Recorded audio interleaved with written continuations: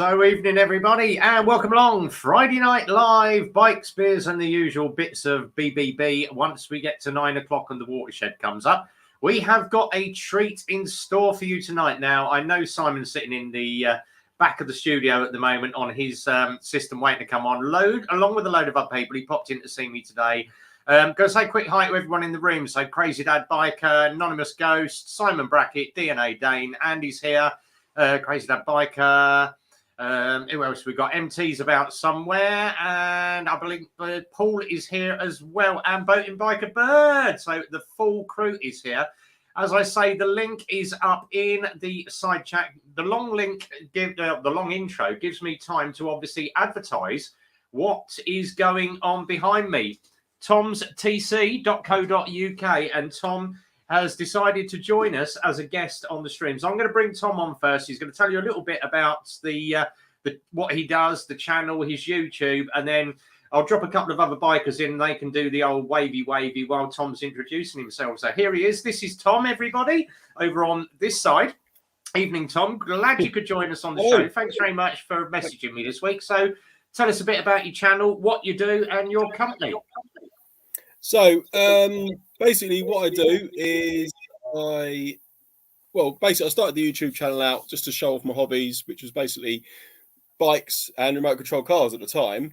And then a couple of years ago, I bought the MT-01, and it's kind of taken off a bit, really, since the MT-01 became involved. And I also have the website as well, tomstc.co.uk, which I use to blog about other bits and pieces as well. So that's, yeah, and just a bit of vlogging and whatever I'm into at the time, really. Brilliant. So there's obviously Grant the Rhythmic Biker did post up that you did 1,000 subs this week. So I did message Grant and said that obviously I've got Tom on the channel tonight, and he went, I shall try and join you. So we might have the Rhythmic Biker popping in with Uncle Red a little bit later. Just to obviously introduce the usuals in the room. Down below me, my right partner is Simon GTR 1400. Gives away the bike that he rides. And obviously down on this corner down here, we've got Andy, GSA Tractor, and obviously it gives away what bike he rides. Nice big 1250 GSA. Yeah. I've been watching a few of those channels, your videos, guys, as well, so it's good. Brilliant. Obviously, loads of people in the room. Z-Edge just joined us. Weston's here. There's a couple of others as well. I missed Howie, so Howie's just joined us as well. So evening, everybody. As I say, the link is up in the side chat. I've got enough room for 10 people on camera tonight, so if you do want to come and join us, and if you want to ask, obviously, Tom, any questions, then fire away. How's your week been, Simon? Busy work, recovering from Bournemouth. Yeah. I've just had a message from Rhythmic. He's just messaged me back. He said, I'll try and join you in the live stream, but he's a great guy. So there you go, Tom. You had a bit of a recommendation there. Andy, tell everybody about you. What I've been doing this week? Not a lot, mate. Just working. Back in tomorrow. Sausage Sunday, hopefully. Sausage Sunday. And then, that's about it, really. I've got a bit to do in the garden, but brilliant. Hopefully get on the bike. Enjoy the weather as it's improving. The weather's improving, so yeah. Brilliant. Ali's just messaged, she's sitting in the chat. She said, hi, guys, tuning in from Greece. She is on holiday at the moment. Nice. All right, not actually sitting in Greece, in the country. Right, okay, gotcha. Some people have got strange habits. You never know. Simon's just got a dirty mind. So, yeah, it's good to have you join us on the show, Tom. So I have been sort of obviously, if you do want to obviously sub to Tom's channel, I'll get the link up one more time. So if you can just chat away for a second, Simon, for me while I find Tom's channel on here, and I'll post the link. I'm too sober to chat away for a while at the minute. That's my problem as well. I'm not drunk enough. There we go. So I've just found it now. So I'm going to post a link up on the side chat. So there we go. That is Tom's YouTube channel. He also obviously has his Facebook. So if you pop across to his website, so very easy to find the website. Just go on Google and put Tom's TC. You will find the channel, tomstc.co.uk. All the links are in there. And he obviously got his own Facebook page as well. And you've also started, I think it's the Biker Tube as well, haven't you? The biker tube is just an area where people can join. The problem I find with vlogging is there's not enough. You can't really sort of like gel with people and find out how they do things. So I've started the biker tube. So if you're a vlogger, into motorcycles, do a bit of vlogging, join it, and people are just on there talking a bit about what they do. There's a chap on there called Tom who runs I Like Motorcycles or I Like Motorbikes, and he basically, I met him at we did the ABR Festival 2021, and he was there as well, and that's when I met him. And then since then we sort of like just sort of palm ideas off of each other. I just thought it'd be a good idea to put like a Facebook group page where everyone who's a vlogger can go on and just basically show what they do. So excellent. Some information. He said, "Damn, that wallpaper is sick." I think they're meaning Andy's wallpaper back there. He loves it. He's had it up there since the 70s. Yeah. Hello, Tom. Mixing with the grey beards again. Paul's just subbed as well, and Boating by Bird, and Simon's just subbed to your channel as well. So thank you very much, guys. That'll get you up a little bit. Obviously, a few more videos for me to watch as well this week. There's a couple of things. What we normally do on the live stream before it gets messy from 9 o'clock is obviously we've got the obligatory beer. I've got 49er today, so nearly my age. I'm saying no more. Anonymous has just said, does anybody ride an electric bike? We tend to... you do electric bikes again, I'm off. No.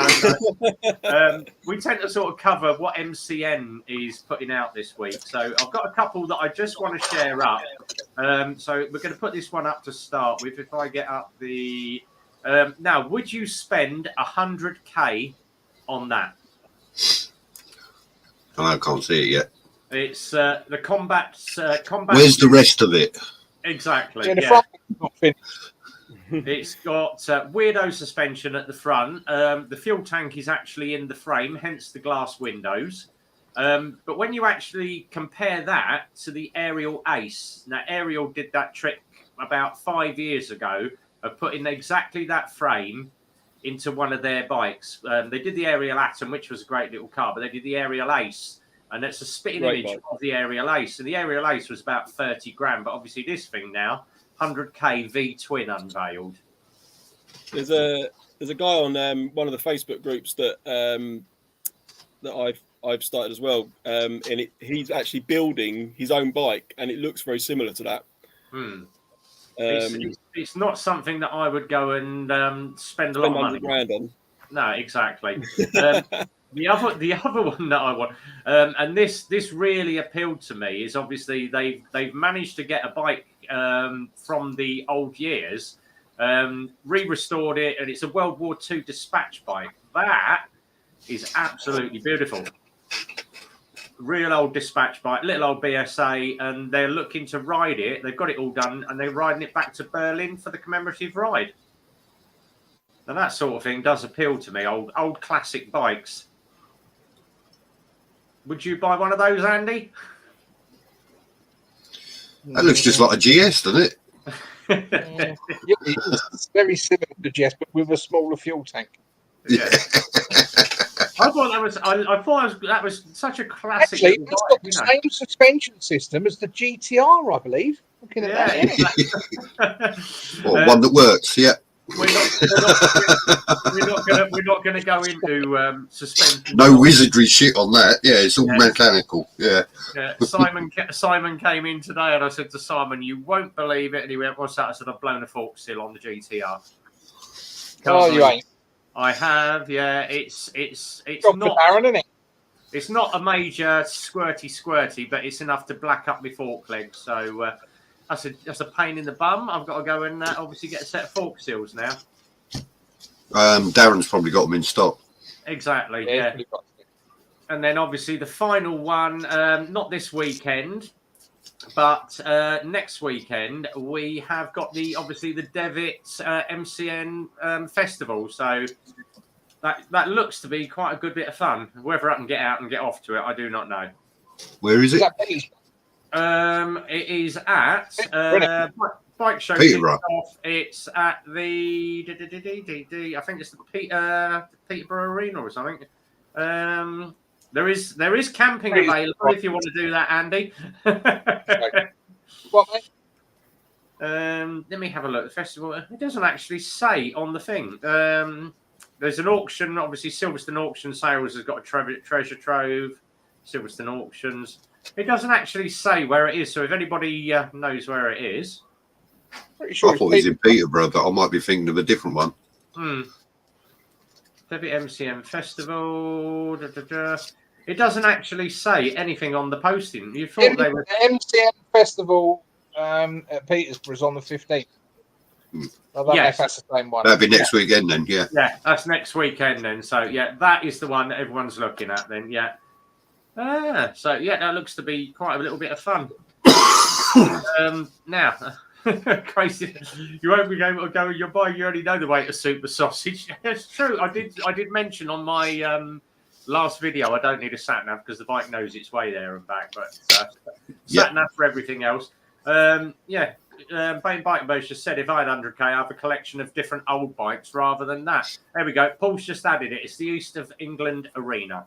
Which is Peterborough, yeah. Peterborough, yeah. So, and talking of Paul, here he is. It's the man himself. Evening, Paul. You want to turn your mic And he's on mute. Excellent. Good start. Yeah. Evening all. Hello. Hello. You don't want to hear me burping and farting. So, evening all. How you doing? All right. Yeah, not too bad, mate. Not too bad. How's your week been? It's been good. I've been down at Maclean, who are a motorcycle detailer down at South Mims. I'm doing their website. So, I've been down there dribbling over all the lovely bikes they've got down there. And you've got discount for us all. If only. Well, actually, yeah, I probably could, actually, because they do a mobile detailing service, bike cleaning, and prices are very good, actually, to be fair. That's not bad, then. That's not Good, bad. because I can't be bothered to wash mine this weekend. I'm only 39.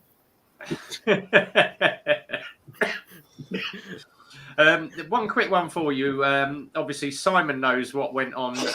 I had a quick mail out to Muck-Off at the beginning of last week. Sent him an email and said, look, anything you can do to obviously get some products going through the garage. We had the rep pop in, gave me a load of Muck-Off products free of charge. So thank you very much, Muck-Off products. About 70 quid's worth of stuff for my bike.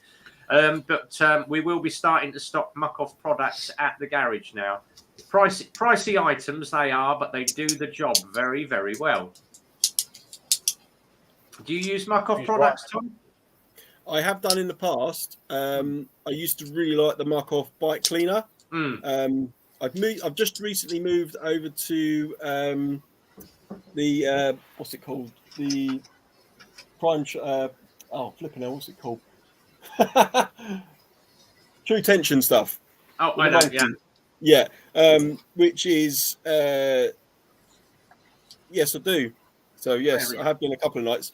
But yeah, it's about the same on a par. I just sort of chop and change occasionally just to make sure that I'm fully aware of the cleaning products out there. But I've always used Muck-Off. Yeah, so brilliant.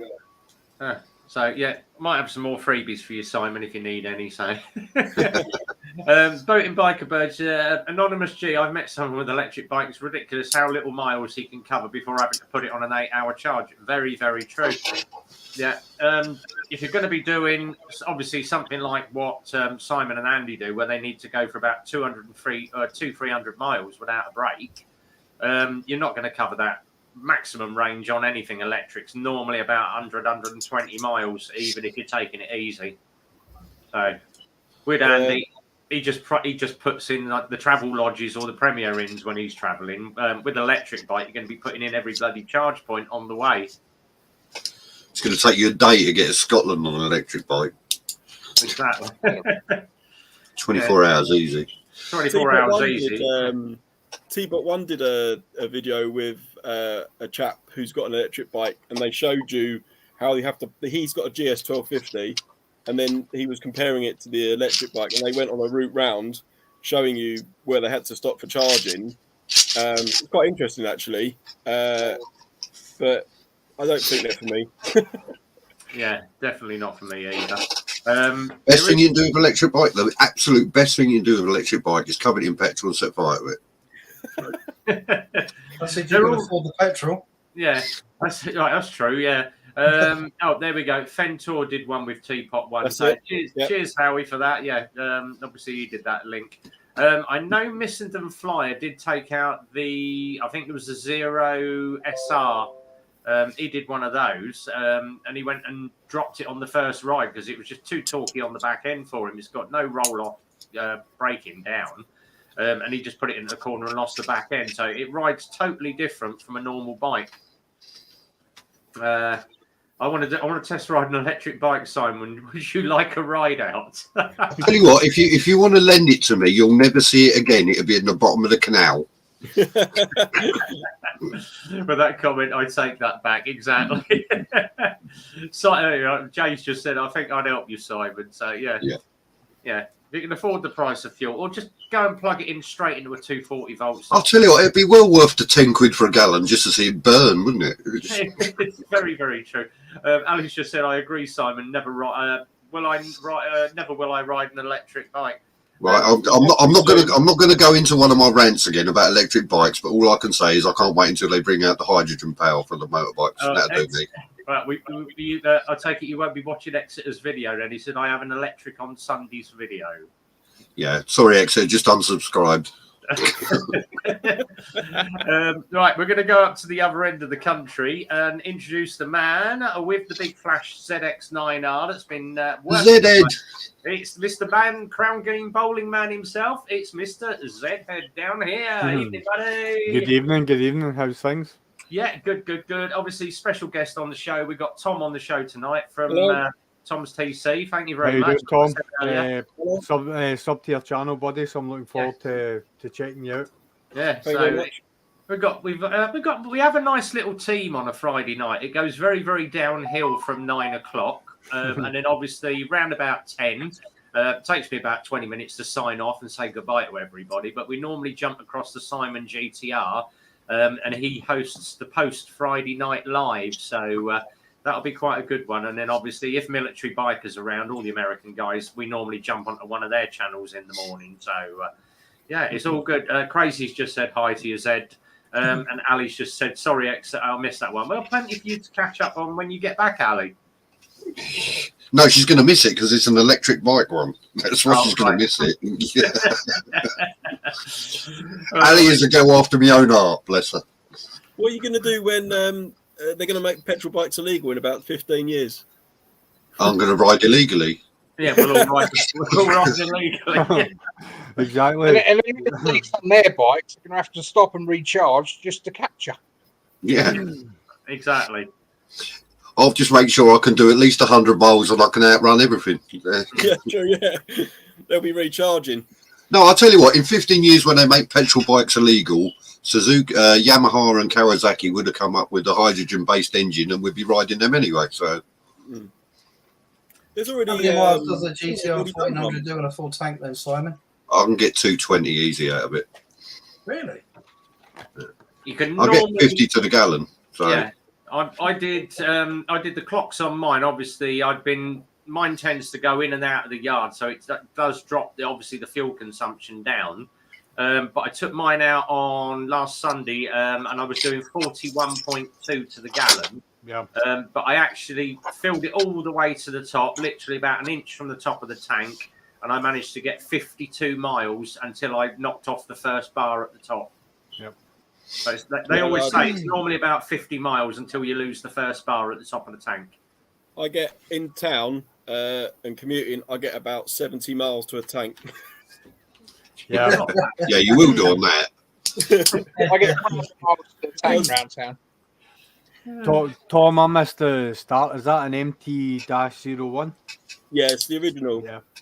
Yeah, it's my mate from Switzerland. My mate from Switzerland's get exactly the same bike. Nice.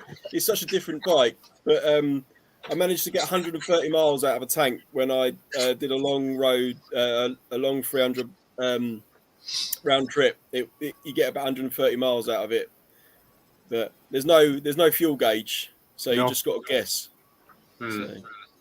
Oh, My friend from Switzerland, he brought with him like a little device called a fuel buddy. I don't know if you're aware of that. It's like a little tank. It's like a 1.5 litre tank of fuel.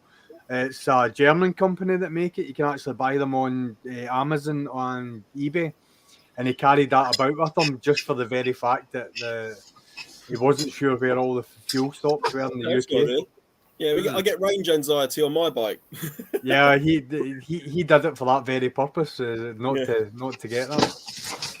Excellent. Oh, here we go. MB's in the room, everybody. Stevie's here. If you haven't seen Stevie's latest video of his bike, it's looking good, especially in that nice red colour. I won't mention the football team.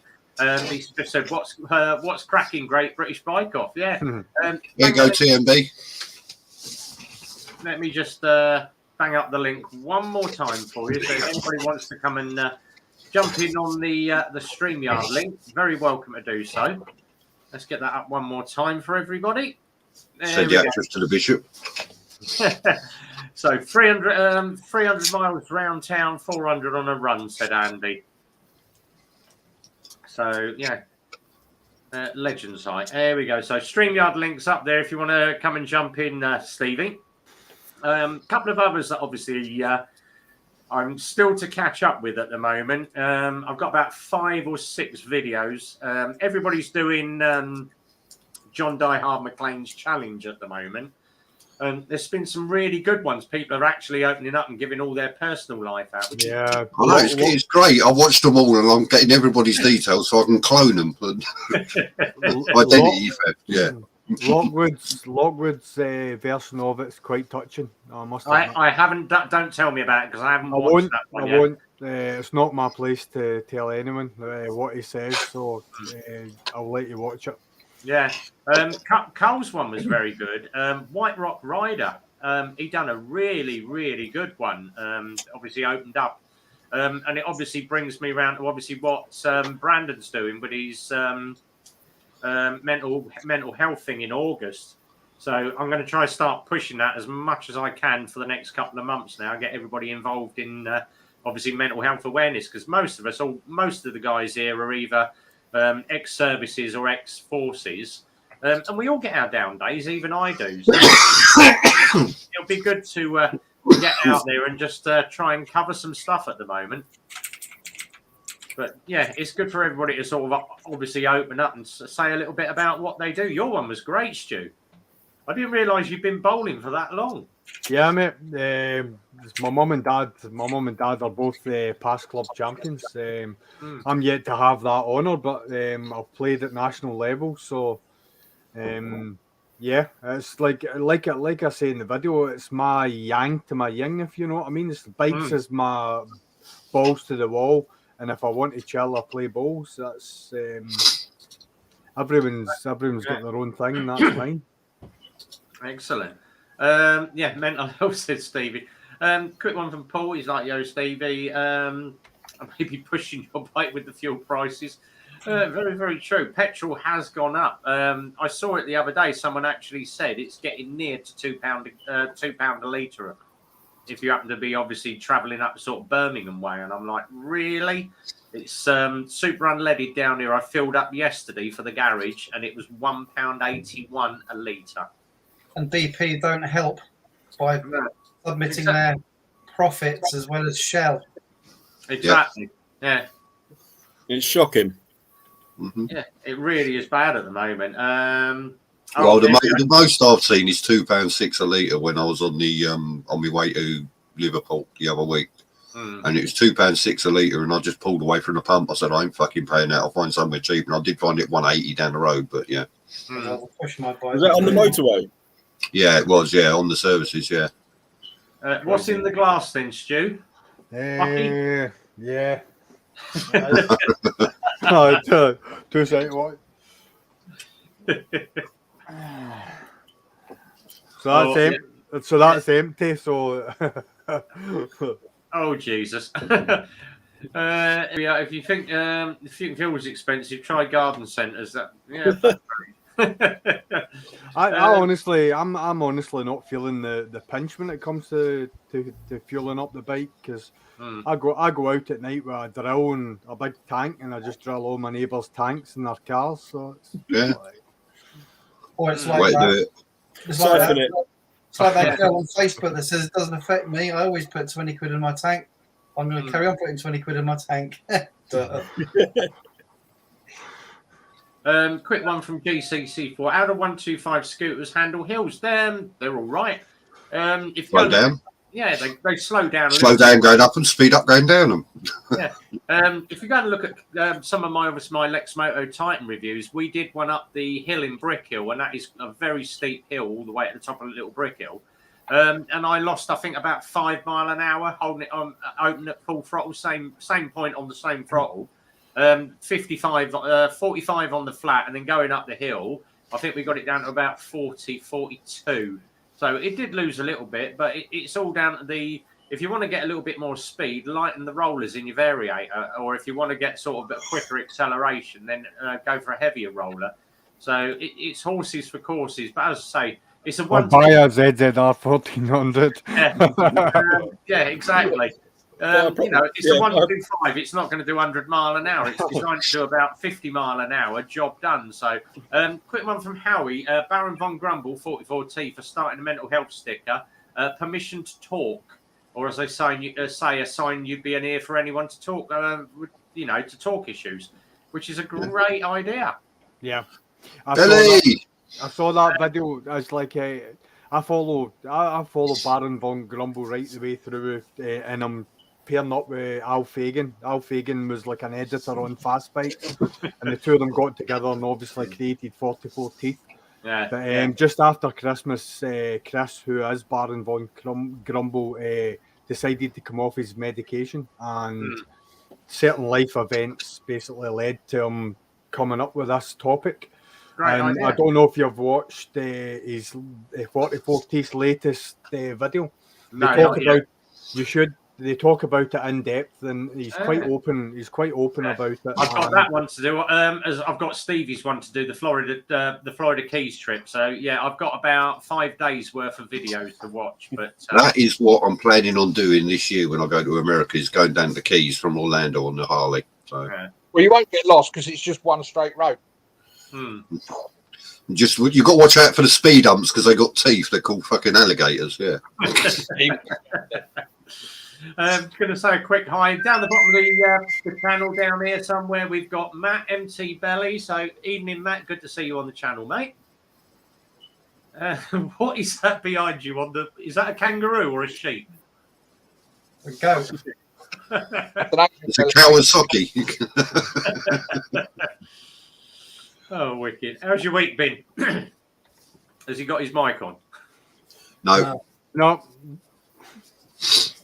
No, he's not. We can't hear you. It's like you're touching the goat's butt. He's disappeared. He'll be back anyway.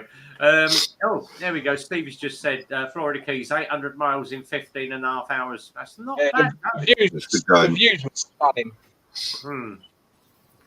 I haven't seen that Florida trip yet. I have to stack that in my to-do list. I've got I'll tell you what, the last 2 weeks I haven't seen hardly any videos off YouTube at all. I've got about 3 days worth of catching up, constant watching. So I can't do any because my microphone's broken on my Ghost Drift. It's the wire keeps breaking because of the bend on it. It's a real design fault. Yeah. You got it too low on your crash helmet and it's catching your shoulder. Yeah, exactly that, mate. I should stop doing. You moved them out further up. Yeah. If I stop doing shoulder checks, then it'll be all right. If you're going fast enough, you don't need to look behind you, do you? Why? See me fly down the A1 today. I was doing silly speeds. I've got a GoPro Hero 4 with a GP10, which is a Sena Bluetooth backpack for the back of the GoPro. I don't understand why action camera manufacturers did not and have not went down the Bluetooth microphone route. I think it's possibly because of the lag you can get off Bluetooth, which is why they might not. I've never experienced it, Simon. Honestly, Yeah. like I run a Purple Panda mic into my Hero 9, and I also run my GP 10 through my Hero 4, and I get better audio through that than I do through the Hero 9 with the Purple Panda. And the mics are right next to each other. Yeah, I get. Quick I eye, Williams. why there's not more Bluetooth options on these cameras, but then maybe it's a battery thing as well. Yeah, it could well be because obviously like the new processors that the 9 and the 10 have got, they are using a lot of battery. That's why they've brought out the extension pack for the battery, the newer version of the battery, just to get up to an hour. I get about 45 minutes out of my 8. Yeah. I'm the same. I use this. Yeah. Which is a Telesin charger with the pack. Yeah, I've looked at those. Yeah, I've got 3. I've actually got that. That sits underneath my seat. So basically, when I'm out, I can ride for 40 minutes, stop the bike, change battery, and then carry on. On longer journeys, I run with an external battery plugged in. The only problem when you do that is you get like a slight unsyncing of the sound. Yeah. So you have to sort of like match it up in the video later on. But saves having to stop or worry about your battery running out. Yeah. I always find it helps riding with people who are dying to stop for a cigarette. There we go, Zed. Someone's just asked, who is John Diehard Maclean? I'll let you introduce him. Where do I start? Who's John Diehard Maclean? John's a brilliant boy. I met him the first time I'd spoken to John on YouTube for quite a while, but the first time I met him, it was at a camping weekend that the Basic Bikers organised. That was the first time I met him in person, and he's such a genuine lad. So likeable, it's unbelievable. If you haven't checked out his channel, go on and check out his channel. Watching, isn't it? Yeah, it really is. And the thing is like John was on a 125 on a learner plate, and we were all on big bikes, and it was only the straights that John ever struggled. He kept up with us all in the corners. He was more than capable, and he will make a brilliant rider once he gets his full license. See, the thing is, obviously, I said to John, I'll get you some stickers out. And I thought, no, I'm not going to do some stickers. I'll get some little bits and pieces together that he'll absolutely love. Went to take them to our corner post office in the village, and she went, can't take it. This box is too heavy and too big. You've got to take it to the main post office. Of course, then I went on holiday. So I did say to him, I'd done a video, and I said, right, last Sunday, I'll get my box in the post for John Maclean. He actually messaged back and said, he said, "Hey, RB, I've already filmed how YouTubers disappoint us with false promises." Only joking. That's John. It's his typical Scottish sense of humour. Yeah, definitely. He's a top boy. he's a good old boy. So yeah. Oh, the man himself, my old buddy's in the room. Evening prayer, how you doing, buddy? Red Bomb's the top guy. Thanks, mate. So a little bit. I've got a little bit of a Prezi out coming out from. I asked the bloke at Super Sausage for some bits and pieces for him. So he went, "Here, have one of them." He said, "Do you want to send him a bacon and sausage roll? Because you always go on that." I went, "By the time he gets it in Scotland, that's going to be green and mouldy, mate." They'll probably get rejected by the Scottish border, thinking I'm sending up anthrax or something. Matt, give us a fag. Pass it over here. Is my microphone working now? I think I've worked out what we're wrong. Yeah. What? Can't hear you, MC. What? Eh? Yeah.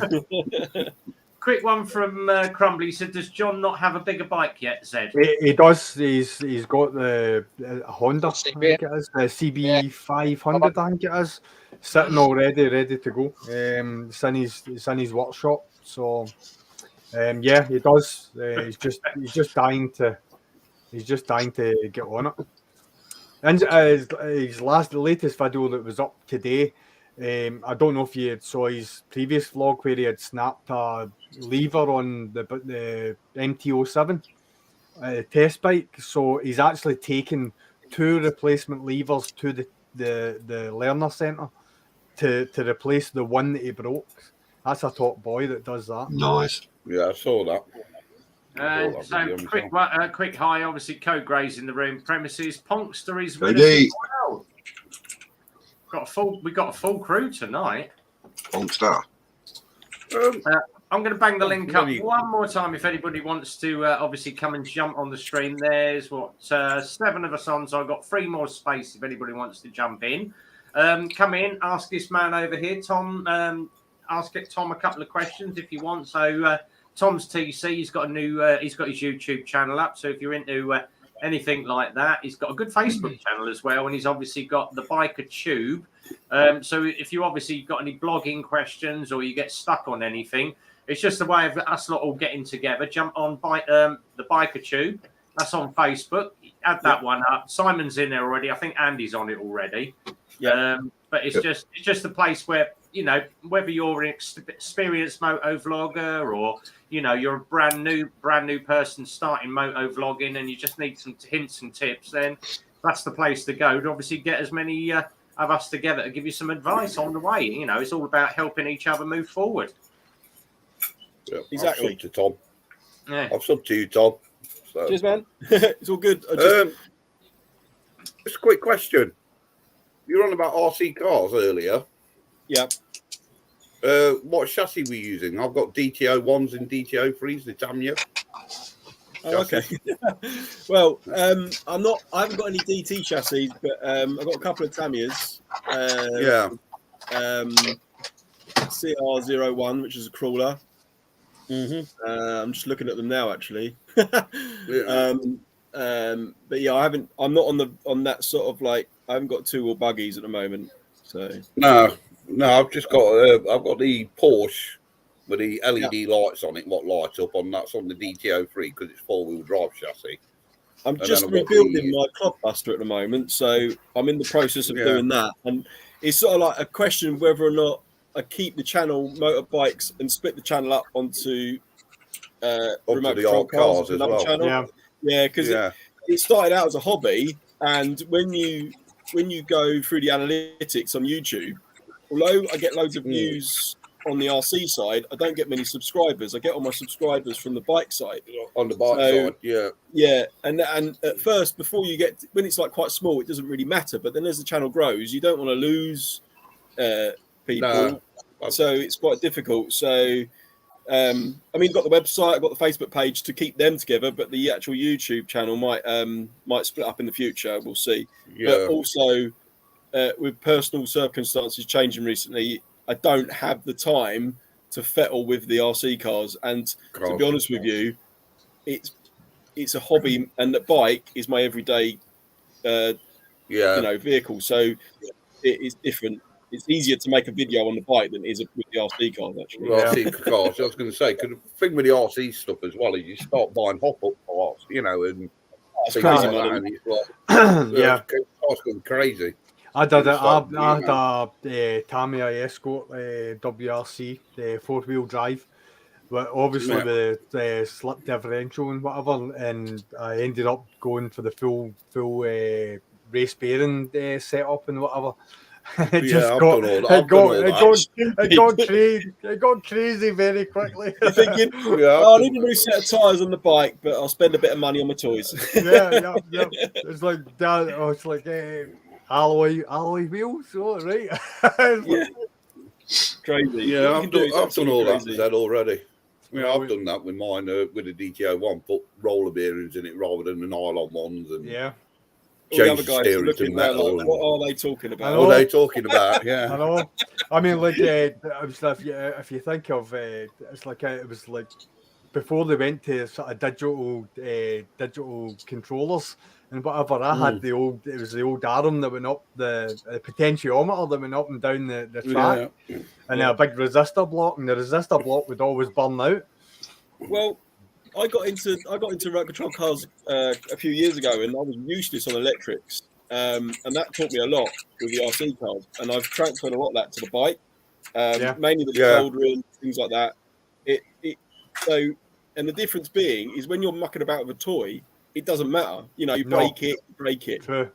But when you're mucking about your bike and you break it, it's like, oh no, I've got no way of getting to work. I've broken Yeah. my bike. Yeah, so you I've rebuild never it. touched Yeah. anything on electrics. It was always like if it's a spanner or a screwdriver, fine. But That's why I electric- bought. That's why I bought a second bike. Yeah. that's what the ZX9 is. If you go onto my channel and look at what I'm doing with the ZX9, it's like the guy who had it before, and John Maclean knows who it is. Danny.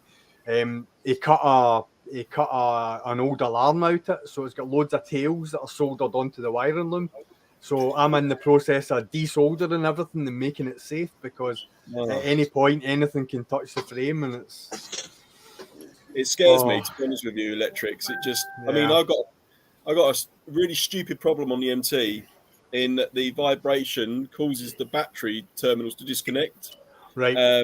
And what that does is, before it stops the bike altogether, all the lights start flashing, the indicators go mad. Yeah. And I was like, what's going on? What's going on? And I had it, luckily now I know what the symptoms are.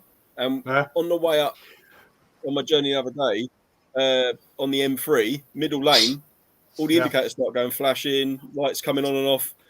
Right away, I knew it was the battery. So I just pulled over, sorted it out. But I've tried everything. I've tried thread lock. I've tried. I've even tried sort of like gluing the top of the screw to the. It just always. What about putting put an eye lock nut underneath the terminal and screw down into the eye lock nut? Yeah, that's the next thing. Or even I'm thinking about putting a grip washer on it. But yeah, I'm not sure. Probably both. Belt and braces. Yeah. Stevie, this doesn't look like work. Hi, boys. How you doing, brother? Hi, Stevie. How's it That's going? not work, mate. Yeah, you're right, it's not. I had to come out for 10 minutes and get off looking at a bloody screen, so I'll come in and say hello to you guys anyway. Because I've been dying of it. You got any electric bike hats? I want a hat. No, mate, I haven't actually. That's a good Get point. some hats, mate. I'll have a hat if you get some sorted. Roger. I'll see what I can do, mate. I'll see what I can do. In the meantime, buy a hoodie. How you feeling anyway, I bro? don't use a hoodie in summer. I want a hat. Well, you can get t-shirts as well. I feel like absolute shit. Zed, if I'm honest, mate, I've been down with the COVID for like a week now, mate. So. I saw the Insta pic of the test. Yeah, go down to Florida and go work and come back with COVID. So yeah, great. Not bad, man. How are you guys anyway? Yeah, all good. Good. Yeah, doing well. Yeah, doing all well. good. You need to do another walk where you went on that frozen lake and see what it looks like now. Oh yeah, it needs to warm up a little bit more now, mate, because it'll still be all frozen and stuff around. Oh, will it? Yeah, mate. It takes ages for it to defrost. Oh, blimey. Yeah. So hopefully I won't be walking on that lake again when it's frozen, mate. I don't really fancy going through like last time. Mate, that was scary. That was scary. I enjoyed that. That was awesome. Yeah, it's scary for you. Imagine for me. Yeah. My asshole was going on that. Yes. Yeah, it wasn't. Yeah, it was weird, man. It was weird, but we got there in the end, mate, as you saw. So it's all good. I didn't die, which is great. Good. Yeah. That was a nice little ride, but that one with the waterfall, that was really nice. Yeah, it's beautiful. Yeah. Oh, the Waterton one. Yeah. Yeah, it's nice down there, mate. It's one of my favourite places to go. Probably Really gonna go down there in a few weeks. We're meaning to ask you, you know, that video you done where you went to get just 4 cans of pills or a 6-pack. That's disgusting. You got all them panniers. You could have bought 20. I know, mate, but I'm a tight ass. But yeah, no, I didn't want to kick the ass out of it. Sorry, just dog walking in the way. I just wanted to show the point, mate. With the whole point of that was obviously just you can get 20 cans in that bloody thing. So I thought, well, I'll just start with 6 and away you go. But yeah, it's all good, man. Good. How you liking the bike, buddy? Ah, mate, do you know what? It's unreal, mate. That's good. Yeah, How many miles you put on it? How many miles you got on it now? Do you know what? I haven't done that many bloody miles. Check this out. I've done more because of the snow and the ice and stuff.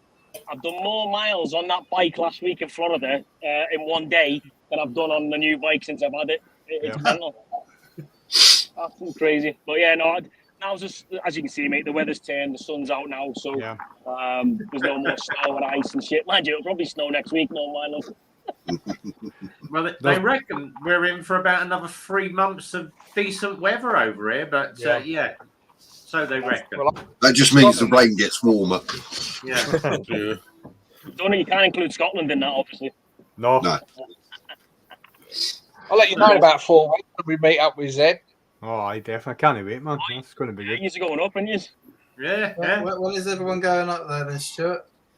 5th of June, I'm going up. I'm doing the NC 500, and then we're meeting up the following week with Rev, Simon, and I'm coming. I might come up a little bit earlier. Yeah, I don't know because June the 4th. I was going to come up June the 4th with Simon.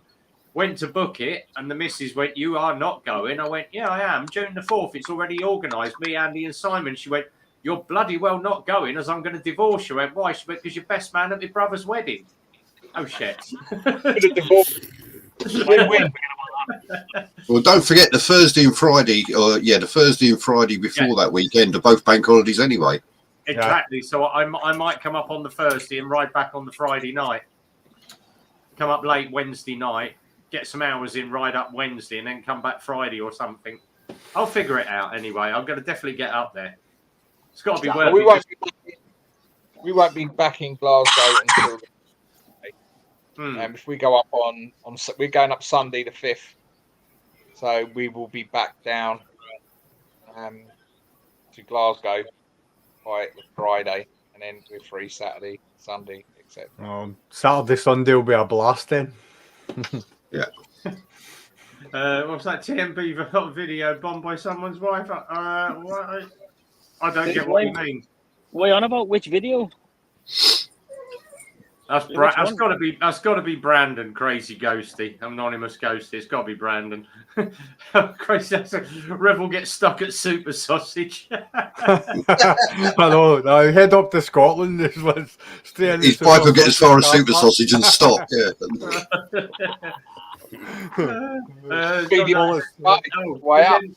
Did Stevie head up north to Scotland or just keep going all the way to Canada?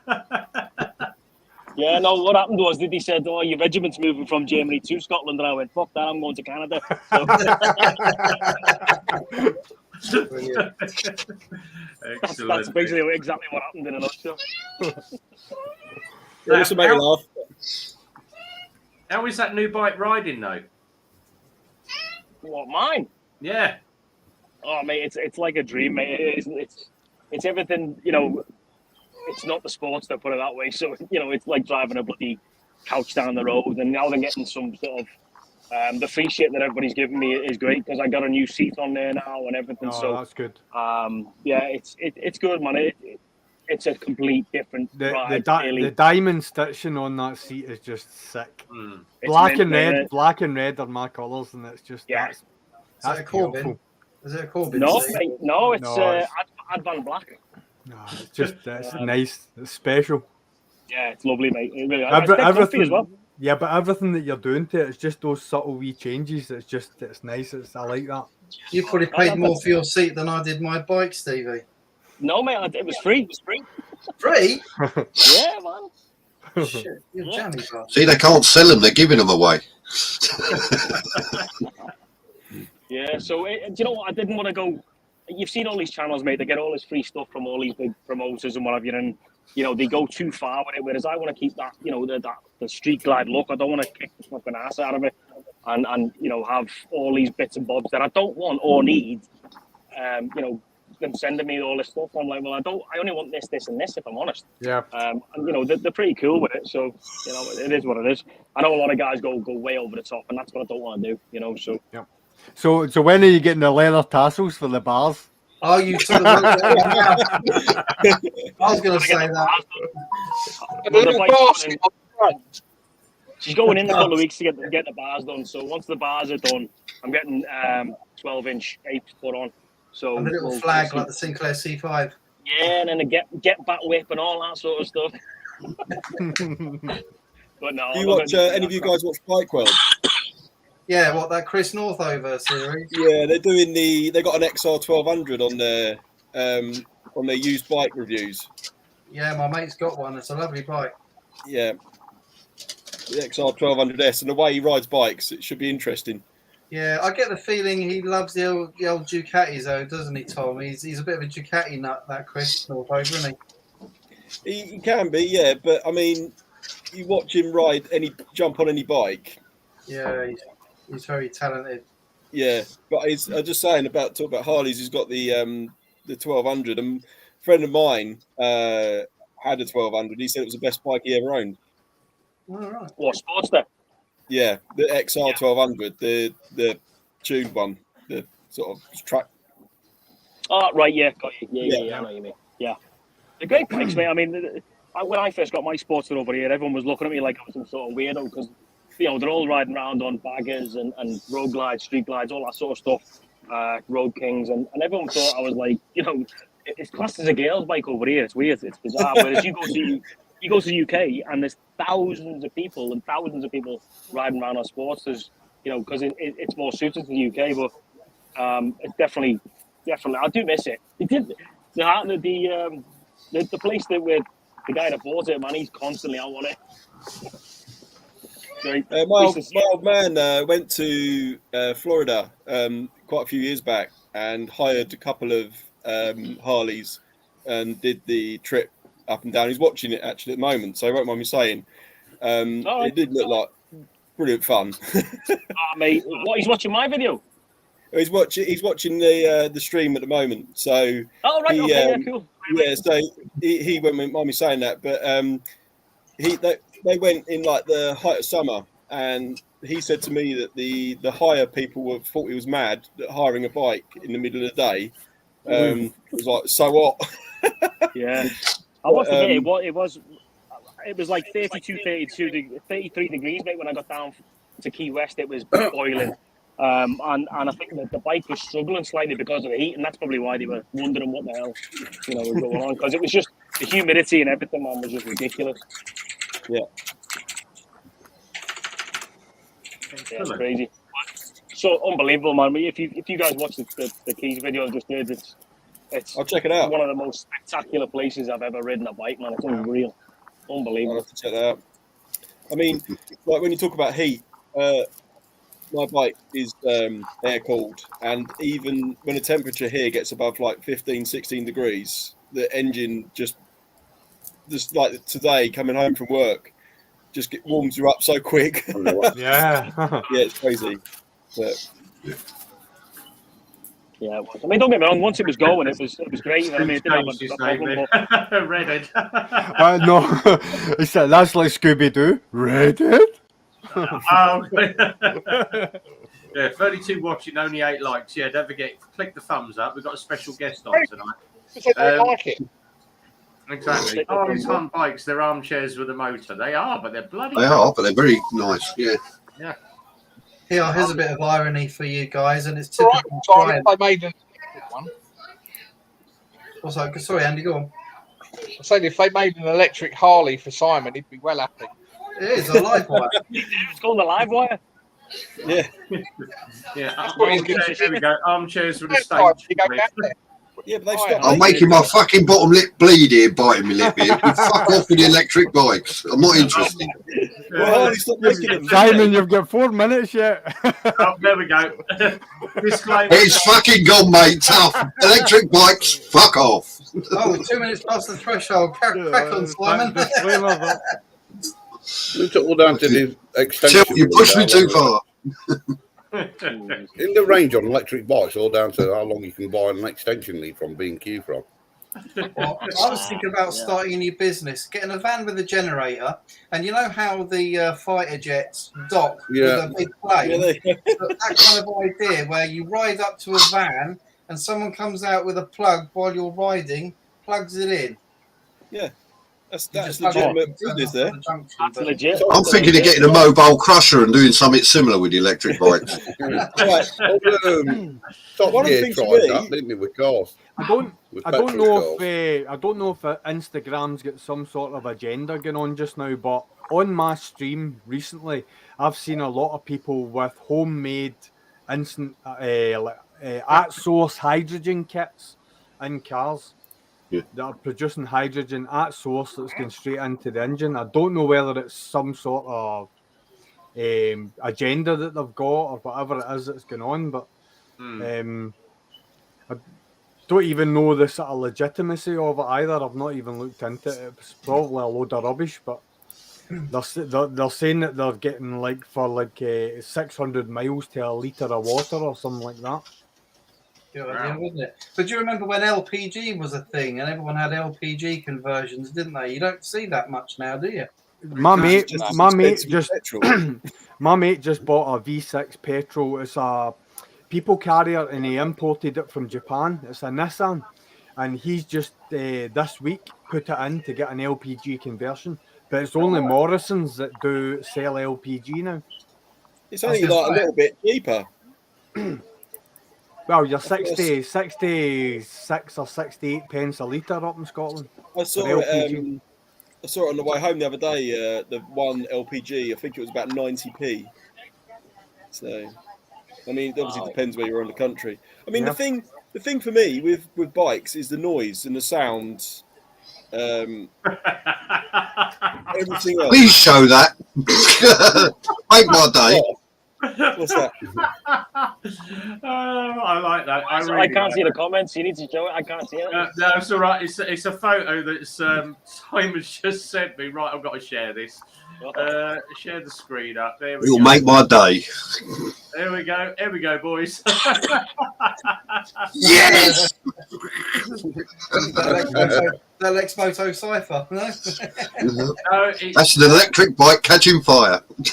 I know exactly what it is. It's the Ola S1. Yeah. They were prone for it. The lithium batteries on those. The only thing is, the lithium battery is right between your legs at the front of the bike. There. Yeah, you know what roasting part of your your nuts. body is going up first. Tom, you were live wire on fire. Tom, you were very right in what you said. You were very right in what you said, Tom, with regards to bikes and the noise, the smell, the sound. That is exactly what it is. It's my ZZR, direct fuel injection, all the power under the sun. See my ZX9R, see the smell of that bike. Just even that sitting in the garage, the smell of that bike as opposed to my ZZR, that bike just is amazing. Carburetors, just everything that goes along with it. Just I mean, my neighbour said to me the other day, or he said to my wife, because he thought I got rid of my motorbike because I started cycling as a bit of a health kick. And he said to my wife, "Oh, your husband got rid of his motorbike?" And she went, "No." He went, "Oh, because we can hear that coming through the village." And just that, but the fact that people can hear my bike coming through the village is everything to me. I love it. I love the fact, the noise. I love everything about motorbikes and changing gear. Just hearing the gear note, just everything. It's just a part of it. I've only ever owned Kawasaki, so getting into first gear in a Kawasaki, everyone knows what that sounds like. Good jump. Bye, boys. See you later, Andy. I'm going to shoot someone to do some work. So no bother, Stevie. It was fantastic seeing you, brother. No, on you, boys, on you. Listen, if I can come back on in a bit, I just need to go send a few emails and what have you, and I'll be back, hopefully. Nice one. All right. Cheers, buddy. All right, boys. Hey, it's DMB. Have a good show. Cheers, Stevie. Cheers, man. Half an hour. See you, boys. Cheers, mate. Nice to see you. Yeah, Andy's off. Right. I'm going to stick my bike under cover. Yeah, he's going to stick his bike. He's actually going to put a cover over it. That's good. Is it raining, is it? Yeah. Right, see you, Andy. Yeah, the smell of electric bikes will take you back to your childhood and remind you of your first Sky Electric set. Yes. Very true. And it probably What and, happens if you the stick electric your tongue on bike the probably battery called us terminal? as good as a Sky Electric as well. See, get to a the certain thing is, speed and it I'd flies. rather ride the scale electrics than an electric motorbike. There you go. Exactly. I remember not long after the Isle of Man brought out the TT0, and John McGuinness, obviously he's getting a wee bit older, and he was struggling for wins in the senior, and he was struggling for wins in the superbike or the super sport. So he started doing the TT0 with Honda Mugen. So he's leading. Obviously, Honda Mugen's going to be far ahead of everyone else, and he's leading, and he's just about to win, and the bike cuts out. And he's standing at the side of the road, and he hadn't a clue what was going on. And a guy came out the crowd and lifted the emergency stop button at the back of the bike. He'd hit a bump, and the emergency stop button had went down. Oh, Jesus. Wow. That's all it was. That's all it was, the emergency stop button. It's like just like they call it a detente button. It's like when you press it, it has to be twisted to release. And that's all it was. It was these emergency stop button. Obviously, because when these bikes go down, the stewards have to have some sort of way of detaching the battery from the bike because of the safety thing. I don't know if any of you have ever seen the hook that's in every Formula One team's pit garage. Obviously, Formula One cars are hybrid now. Yep. Yeah. And basically, if a mechanic's working on a car and they basically fall forward, they've got a hook that basically they hook them and pull them off the car because they're basically getting an electric shock. They've also got strips when they pull up in the pits now, aren't they? The metal strips to ground the car while they're working on it. Yeah. It's crazy. Yeah. Crazy. I've never been into F1. You've seen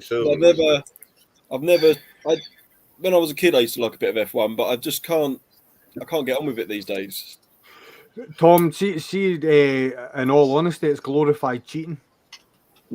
If you watch Formula One, I've sort of followed Formula One for years and years and years, and what Formula One teams do is they've got every one of them's got massive legal teams, and when the FIA bring out the regulations for any specific year, they get legal teams working out how they can manipulate the rules.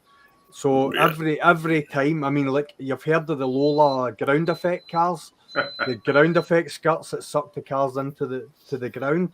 You've heard of Maclean. Maclean actually had a hole at the side of the cockpit that when they were going down a straight, the driver put his hand over a hole, which basically diverted air over the back aerofoil, which made the car go faster. Which now every car has because they have the flaps that open up in the rear spoiler.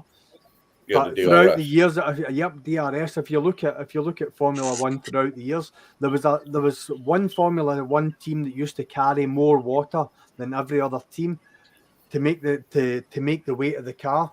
And during the race, it would let the water out to make the car lighter as the race went on. And it was legal because there's no rules. It wasn't tested.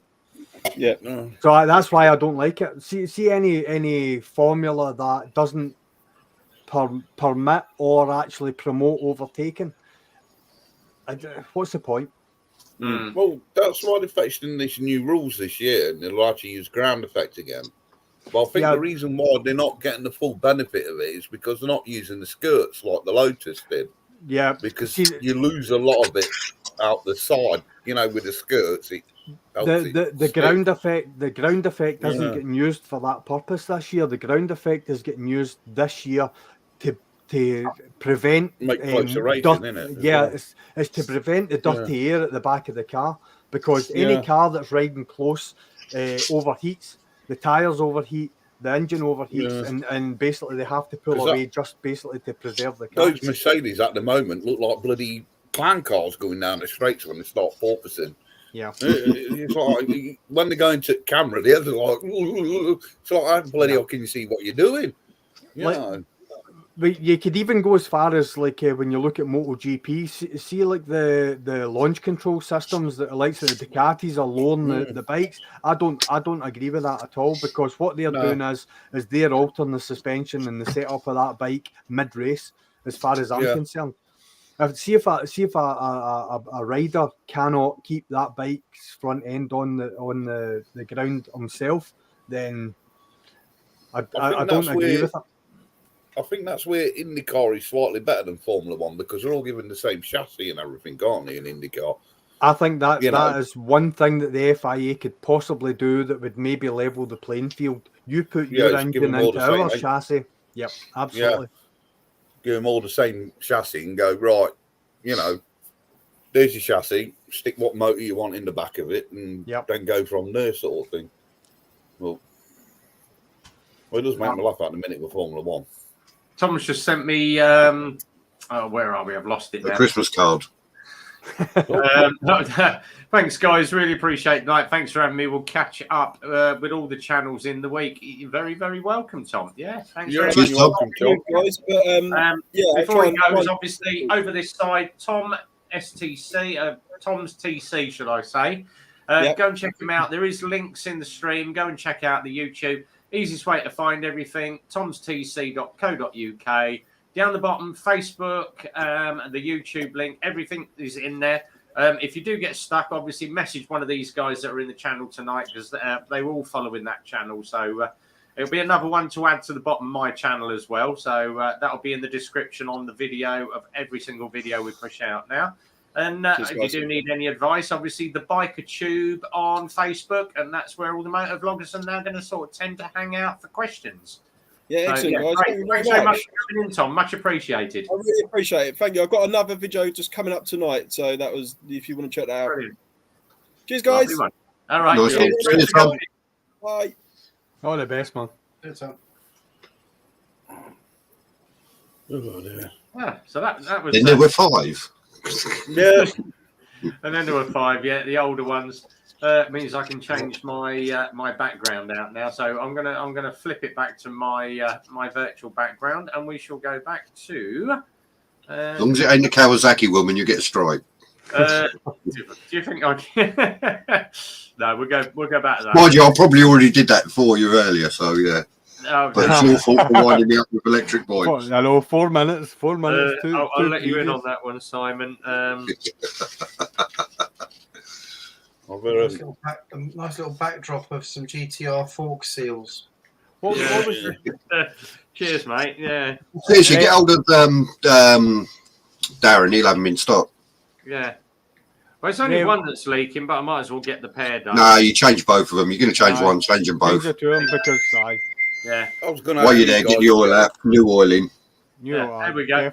Someone's just said, just forgot, you should call this stream the Vloggle Box. Yeah. Then we can have celebrity Vloggle Box. Oh, dear. I might be doing a little video tomorrow. Yeah. Rev, what was the name of Tom's Facebook page? Is it Biker it's called the Biker Tube. Biker Tube, right? Yeah, you did put a link up for it early, didn't you? He is on Facebook as Tom's TC.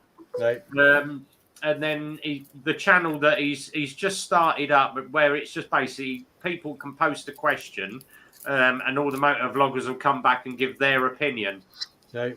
He was asking one the other night. He said, do you have a script? Do you have bullet points? What do you do when covering?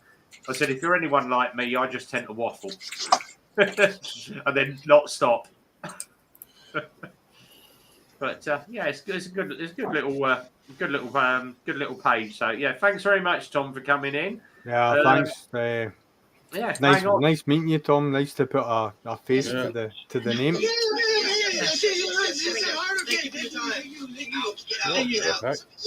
Who's arguing with himself?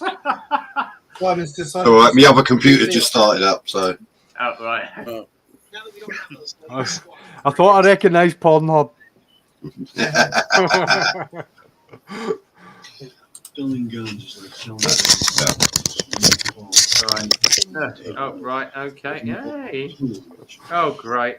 What's she bloody bought now? Oh, Jesus H. Right. Get rid of that then. Delete that. She's not having payment on that. Oh dear. Yeah. Domestic incoming. No. She's just applied for 2. This thing called Friends Fest. Oh, that. Yeah. What a load of shit. How so 1990s? Yeah. Right. Oh. So I've got a serious question here. I've I noticed. don't believe it. Oh, We'll Paul, be the judge of that. Believe it. quick one for Paul. Do you ride a police motorbike at all? I will be on the team where we are going to be riding the off-road bikes. They are. All right. Does it look anything like that one? No, they're CR 350s. Good bike. Good bike. Not bad, but I would have expected them to go for something a bit classy. It would have been good to get something like a Duke or something like that, really, but they ain't got the budget, have they? No, exactly, yeah. Yeah, big up our end neck of the woods at the minute, 2 areas up near me. They've been on to, all the bikers have been on to local police, and one certain area, there's 2 certain areas in Nottingham where the bike thefts have been bloody unreal, and finally the police have started to do something about it with more active patrols and everything in the areas. But the annoying thing is they know who they are. It's just that they keep getting bloody let out, you know. In your area, Matt, the police have got S1000RR BMWs. Yeah, but they well, I don't know what knots police are using nowadays, because you never see them on a bike, or you mainly see them in Pandas, you know. But or you see the helicopter up. But there's 2 areas up. Well, it's Ilkeston and Sutton in Ashfield. There's been a spate of bike thefts in those areas, and there's been videos being shared in that. It's just crazy at the moment around those areas. So I'm glad I don't live there. You know, it's you can't do anything about bike thefts. They're stolen to order. They're organised. There's a flatbed lorry with a mattress. Well, a lot of these you end up finding in the local canal, or you know, they take them down to a certain area, rag the shit out of them, and then dump them in local canal somewhere. Yeah. What you need there's to been do a few is motos been found. Yeah, do what the guy did with his car. Do the same on a motorcycle, but put it in the seat. But this guy actually wired up his ignition on a special switch, and he had a shotgun license, so he basically took the gunpowder out of about 10 cartridges, packed it into a nice little tight tin with a bare wire in it. Basically, it's like a little, I think it was a glow plug coil. Disclaimer, don't try this at home, kids. Yeah, someone's going to. They'll end up dying. It's red bomb salt. Little metal tube, glow plug from a car in it. Nice, filled up nicely with shotgun powder. So crow scarers. Yeah, basically crow scare. And he put it under the seat of his car. And he had a thing on the dash, make sure you turn the switch off before starting car. But obviously someone nicked his car, turned the ignition on, it ended up blowing the leg off. Yeah. Took the guy's leg clean off, but then obviously he got done for attempted murder. Yep. Yeah. So there's a downside to everything, isn't there? I've heard of burglars trying to break into a conservatory that's got a glass roof, and they fell through the glass roof, severing their leg and severely damaging the nerves in the leg, and the homeowner gets sued. So I wouldn't condone getting shotgun cartridges and doing that to a car, but I tell you, the rules over here, it's like you know, I sometimes look at America and think, yeah, you get things like that right, you know, with a home invasion and things like that, you know, where they can legally shoot them when they're in the properties and whatever. Yeah, it's because over here it's got to be like for like, can it? So if they come at you with a baseball bat, you can only hit them back with a baseball bat and not bloody shoot them, you know. It doesn't state it can't have nails in it though. No.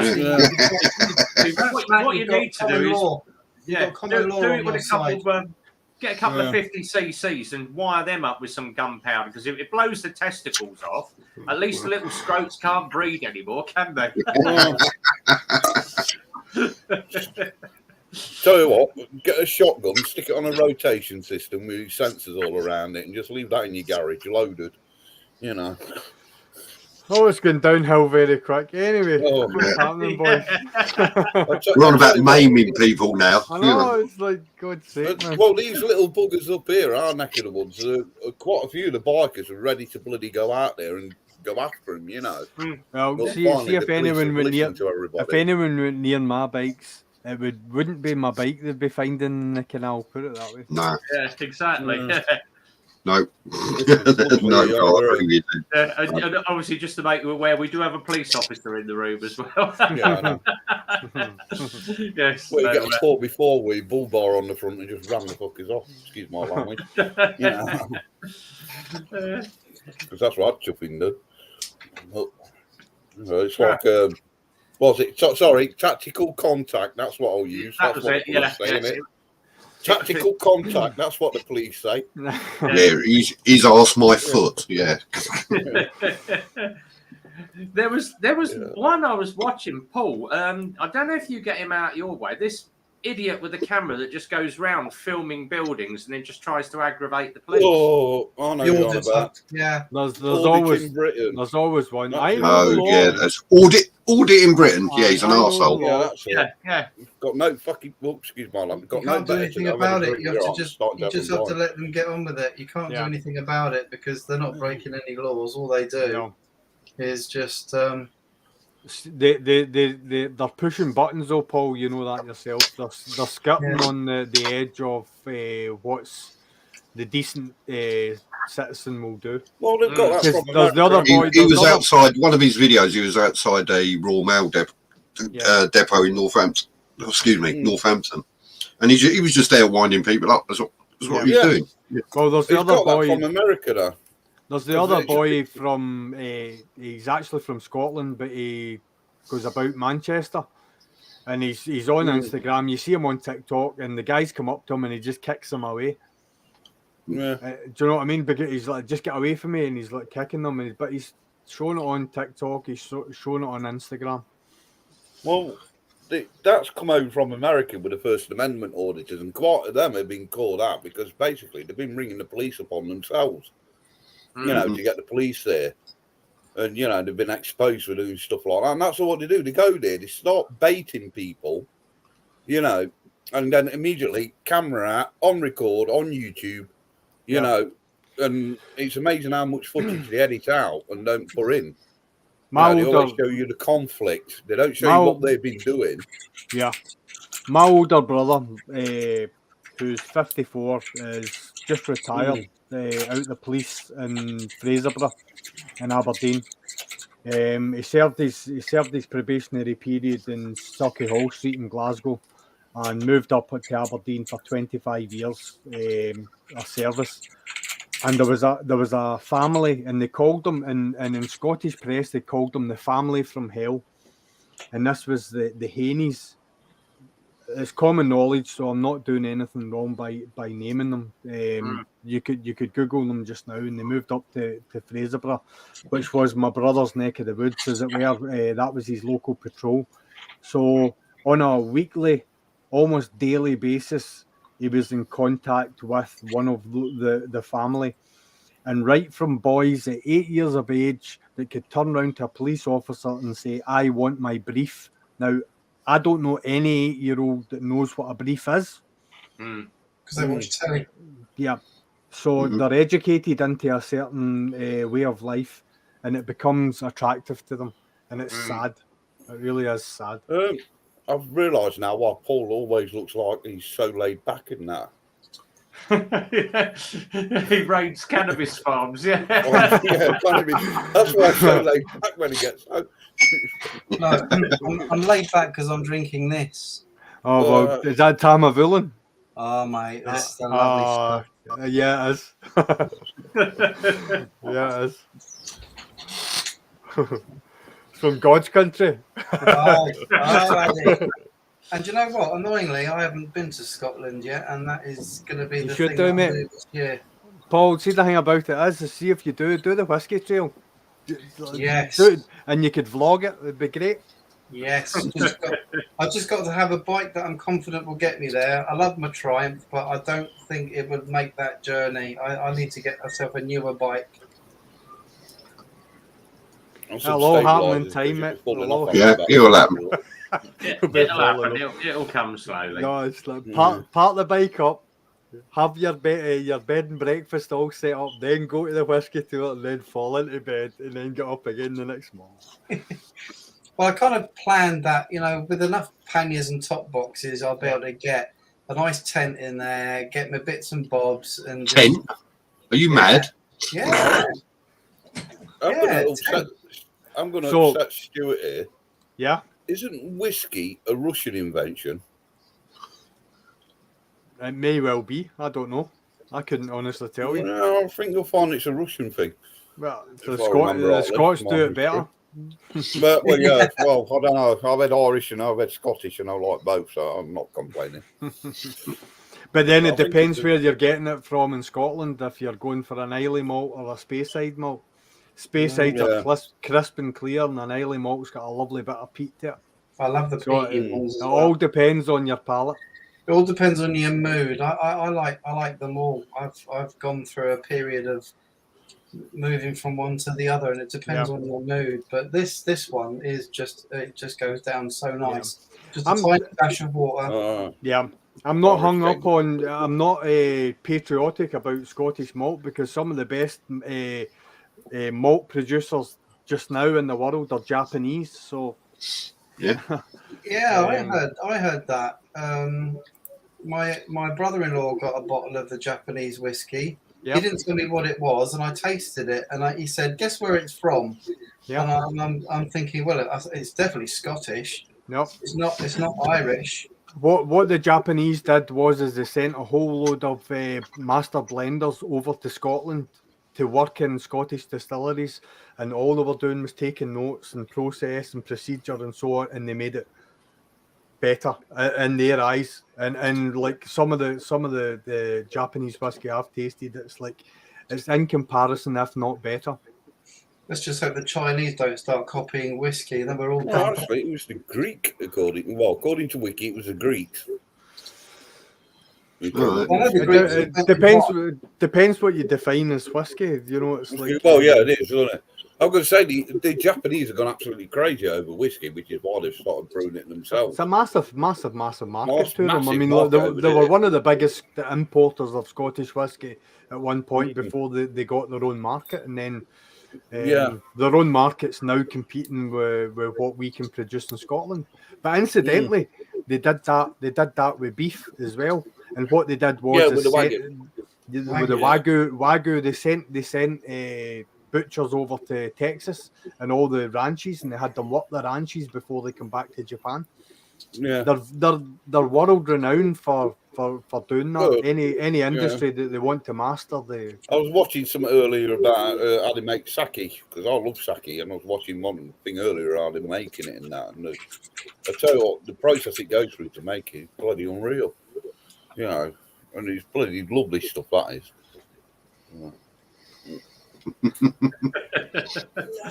There's a question for you guys. I got a phone call off my mate. I'm going over there tomorrow to fit a screen to an MT09 because he ain't got a clue how to do it. So asked me to go and do it. Just unscrew the old one, take the old one off, and screw the new one on. My advice, if you're screwing a screen onto an MT09, is you bought the wrong bike. He has, not me. He has. It made me chuckle because he got his MT09. They pulled out that recall, didn't they, for the ECU problem. I rang him up and goes, "Oh, you had a problem with your bike?" He went, "Yeah, it went in for a first service and they did an ECU upgrade." I was like, "Oh, right, you did know about it then." You know, so my mate had the MT10 SP, and come up. My mate stays in Matt. You'll know is my mate stays in Cockgrave. Yeah, down in Nottingham. So Ross come up from Cockgrave and he's got an MT10 SP, and I got a shot of it. Oh my god, that thing tries to pull you off the back of it. It's like unbelievable. It's quite funny because he went from the S1000, the Quack, like my brother had. He went from that, and it was getting a bit old now, you know, knocking on a bit and whatever. And I get a phone call off him. He goes, "Oh, I bought myself a new bike today." "Oh, what you got?" And when he told me he got an MT09, I was like, Really? Why you bought that? You know, it's gone from like a sports tourer to something what he's probably going to end up wrapping around a lamppost. You know. It's like, see, the super nakeds. The super nakeds are the thing. That if you look at the statistics of bikes bought just now, super nakeds. If you've got any bike company that's got a super naked just now, that's their most successful seller. Yeah. Yeah, I just don't. Yeah, I don't like the look of it, to be honest. But it's his choice, his money. I had a Kawasaki ZRX 1200S, and the 1200R is kind of a naked version of that, and it's an Eddie Lawson race replica. So it's got the single headlight with a small fairing on it. But my 1200S had, like, it was what I would class as a half fairing. It had the full screen, but the fairings only come down to half the engine, and then it was no belly pan or whatever. Like the FD650. Yeah, absolutely that, Paul. Well, that's what I find weird, because it's gone from that thing what I'd like the sports tourer with a full fairing and everything on it to a naked bike, and now he wants a screen putting on it. It's like, so he's chasing what he had before. Yeah, that's what I'm saying. Yeah. I wasn't actually trying to be funny when I said that he's bought the wrong bike. I think he knows that he's bought the wrong bike if he's trying to fire a screen onto something that doesn't belong on. Yeah, so I've got to go over and, well, I think it's just 4 screws you undo and put the bracket on, and well, I might do a video of it anyway, so because I haven't done a video in a while because I've not been in it. I thought the battered Mars bar was a Manchester thing, wasn't it? I was just about to reply. It was my granny. Deep fried Mars bar, yeah. Oh, no thanks. Share mine with Aidan. Yeah, good one. Nice and peaceful. Yeah, You shouldn't have to share your whiskey ever. I'll just run you through these, Matt. Let me just bring my screen up for you. So, best naked bikes of 2022. So we start from the top of the list. Yeah. So here we go. 26 best naked bikes for this year. It's absolute bonkers. That naked women. No, this naked bikes. So you've got the Street Fighter. No, that exhaust is a no for me. Yes, I was just going to say the same thing, Stuart. That is horrible. Yeah, Euro 5 that's really Euro 5. That's that one. You've got the Brutale. That's a nice bike. I love the Brutale. Yeah, that is. The exhaust is going to burn your ass on that one. Yeah, Tuono, not. Oh my god! Again.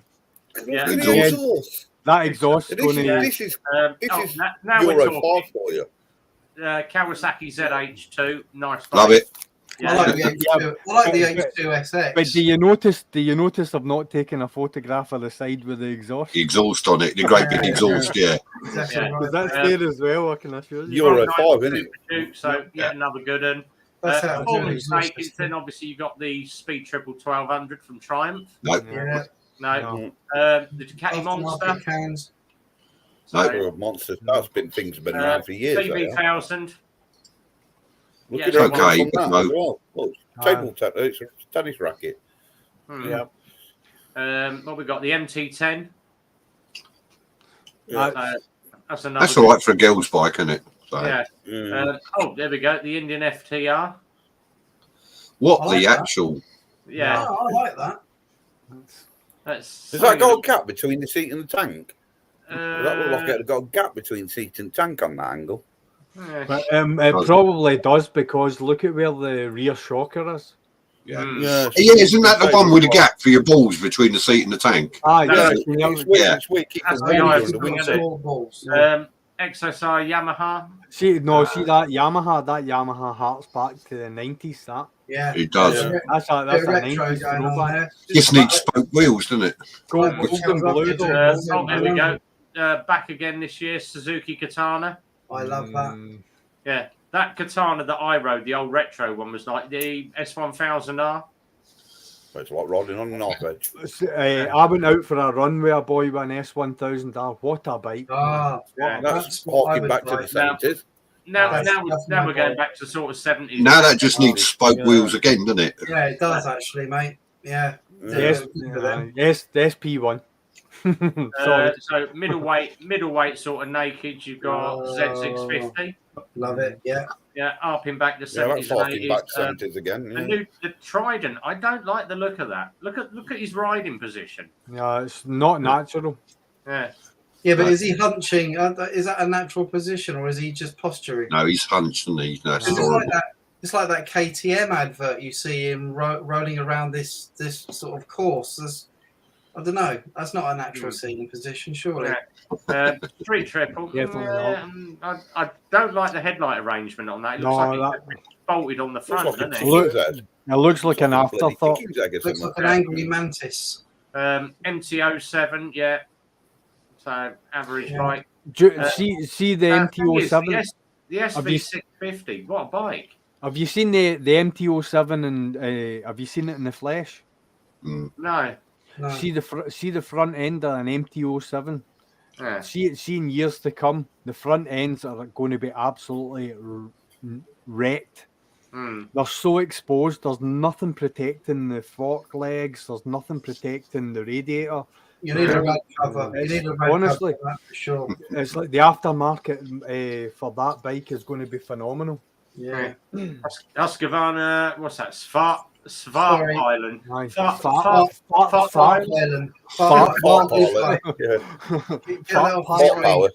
Horrible.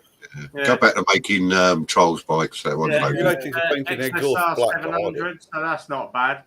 Obviously, novice friendly. CB 500, good all rounder. Yeah. That's a good all rounder. Yeah. Yeah. MT-03, same thing again. Yeah. Not a lover there. Z400, yeah. I like them. They are nice, them ones, yeah. CB300R. BMW G310. Yeah, they're great bikes. They are lovely to ride. Yeah. And then obviously that's everything that's on the naked for this one year. One of my videos, I think it's about 5 or 6 videos back, I actually was speaking to a boy with a Z400, and he stayed. It was one of the islands, and he actually came over from the island to go to the bike shop where I bought my ZZR 1400.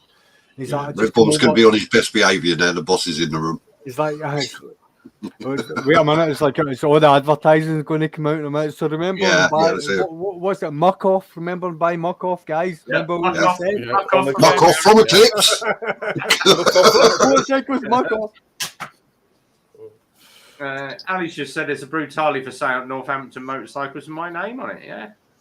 How much do you want to spend, Andy? You think you could get a deal for about 10 grand? Oh, cough it up, Simon. There we go. No, Simon thought we were friends. No. Howard just said, I'm not going to even answer that. Oh, what is that bloody thing? Howie. No. Simon's heading for the unsubscribe button. I've unsubscribed for about 8 people tonight so far. Keep going. Rev, what's that one? What looks like a bloody chopper with where the engine should be? It's an electric bike. I keep bloody seeing them coming up. I remember. Rev, remember the one I spoke about 4 weeks ago? Yeah. I can't remember what it was called. It's like I think. Everybody seems to be getting these adventure bikes, but not a single one of them's ever seen the fucking mud, has it? No, they're all tarmac warriors. Yeah. That's what happens when you get too old to lean over a tank, isn't it? You go buy an adventure bike. It's a bit like people buying Chelsea taxis, isn't it? The 4x4s, and never seen a bloody piece of field in their life. Yeah, exactly. I think the one you're on about is that electric one that MotoGP are doing. Hold on, let me. No, it looks like a chopper. It begins with an S. I can't remember the name of the bloody. Oh, sorry. Yeah, most of them begin with an F. I think Simon's book. No, anyway. S. Is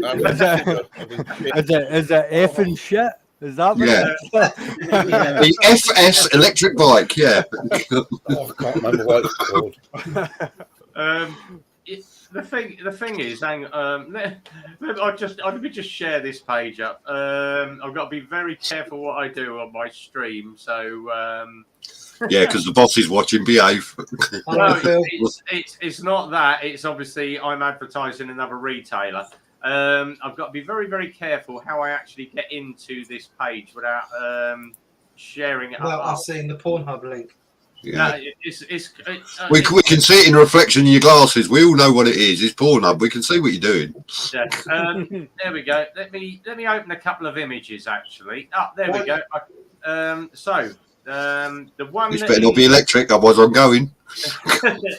You were saying about this electric chopper, and these are abortions. What not to do with an electric bike to try and push it out.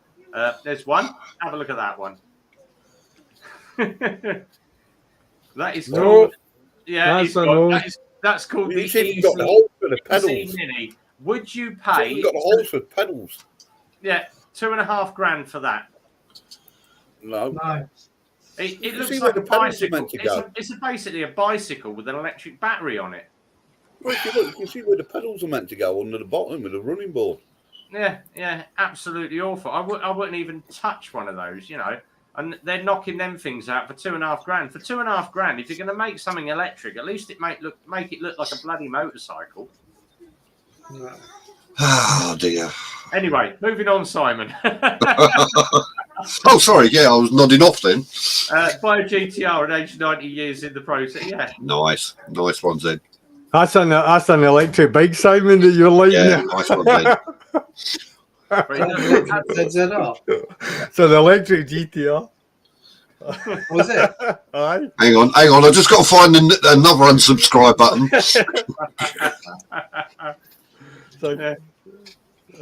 How'd you block people on YouTube? I'm trying to figure this out here. Hang on a minute. Is it already sure done it to that me it's going once, to be Simon. illegal to drive? In my defence, MT, I was drunk. Is this a serious thing that in 15 years we won't be riding petrol-powered bikes then?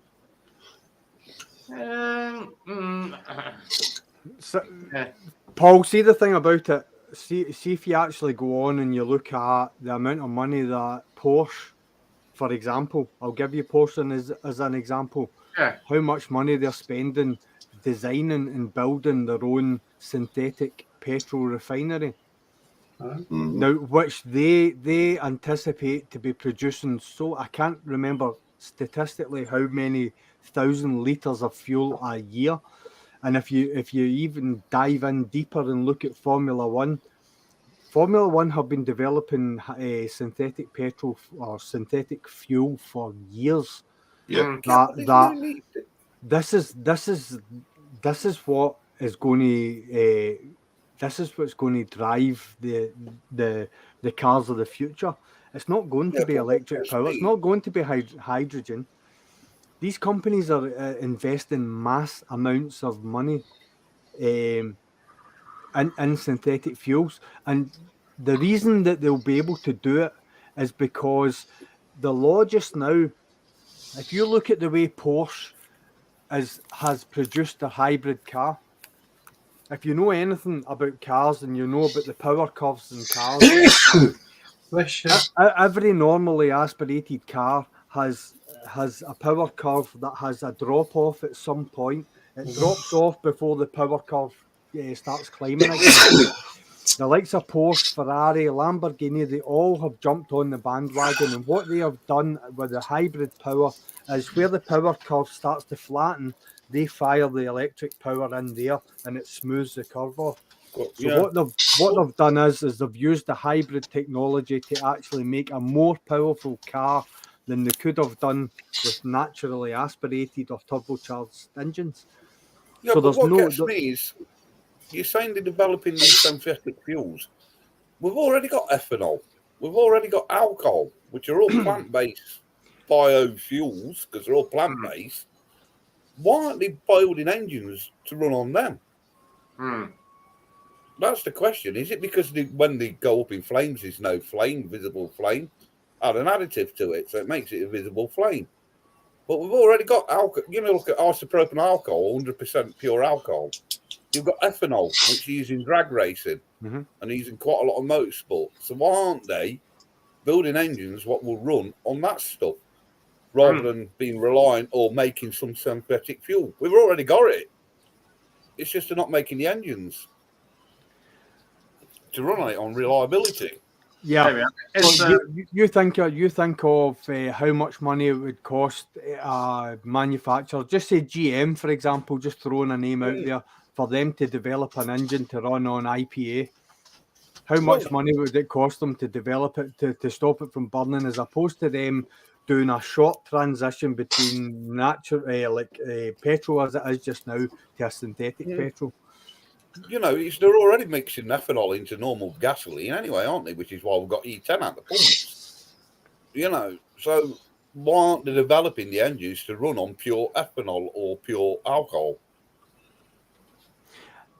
You'll probably find that it's not as taxable. Mm-hmm. Well, yeah. What are you putting in your well, it's tank? not that. I'll tell you why it is because you can brew your own alcohol at your own at home. So there's no control over it then? Yeah. So you've answered your question then. Is everyone using E10 or E5? What's the thing at the moment? I've got a video coming out. It's not that one. It's not the one tomorrow. The one that's coming out, it'll probably be next weekend. And I was up at Tyndrum, and the Green Rally stop up in Tyndrum only has E10. They don't have E5 in Tyndrum at all. Not any of the pumps, and I think if I'm right, it's about 6, maybe 8 pumps or something like that they've got up there.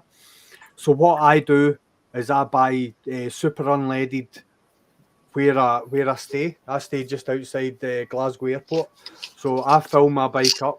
By the time I get to Tyndrum, I'm only topping up. So I'm maybe putting about £10 worth of fuel in to take me back up to a full tank. So I'll never run E10 like in a raw. It's always like a mix of. But I will run if I'm doing an all day, and like I'll maybe start with E5. If I'm doing a middle leg, I'll maybe do E10 for the full middle leg, because I'm running that tank empty, and then I'll top up E5 if I'm coming home, because I know I'm parking the bike up. I don't have an issue with that. My bike won't run on E10 at all. It runs lumpy and it doesn't like starting. But as soon as I put E5 in it, fine.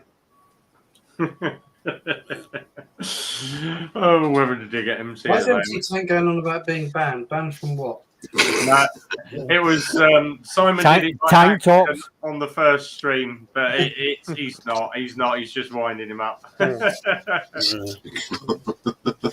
I'm commenting back to you. You can't be your soppy ass. Well, that's what gets me. It's like you say, all these firms are going, you know, oh, we've got to develop a new engine like the hydrogen and that. But drag racing have been running on ethanol for years.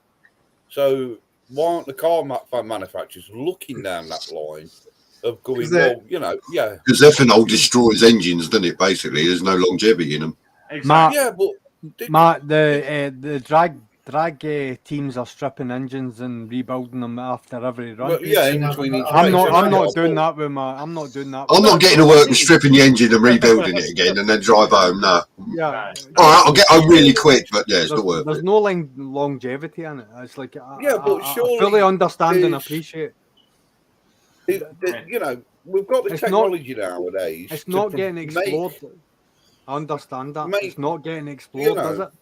Yeah. The thing is, if you actually look, if you look at, I think it was Beans on Toast that covered it on his blog 2 weeks ago, when he actually runs into the protesters that are moaning about the CO2 emissions. Yeah. And he actually says to one of the protesters, he said, you know, what are you trying to reduce it to? She went, I don't know. I'm not a scientist. He went, so say, for instance, it's 400. What did you want to get it down to? And she went, well, I don't know. I'm not a scientist. He said, why are you protesting then? Yeah. He said, all right, if we drop it down, he said, do you actually know what the limit for getting dangerous is? And she went, what's that? He said, it's 20,000 or 2,000 or 20,000. He said, it's actually at 400 at the moment. And she went, oh, he said, The simple fact is, if you've got carbon dioxide in the atmosphere, plant more bloody trees. Trees actually use carbon dioxide. Rev, have you seen? It was along the similar lines. It was somebody that was standing with one of these protesters,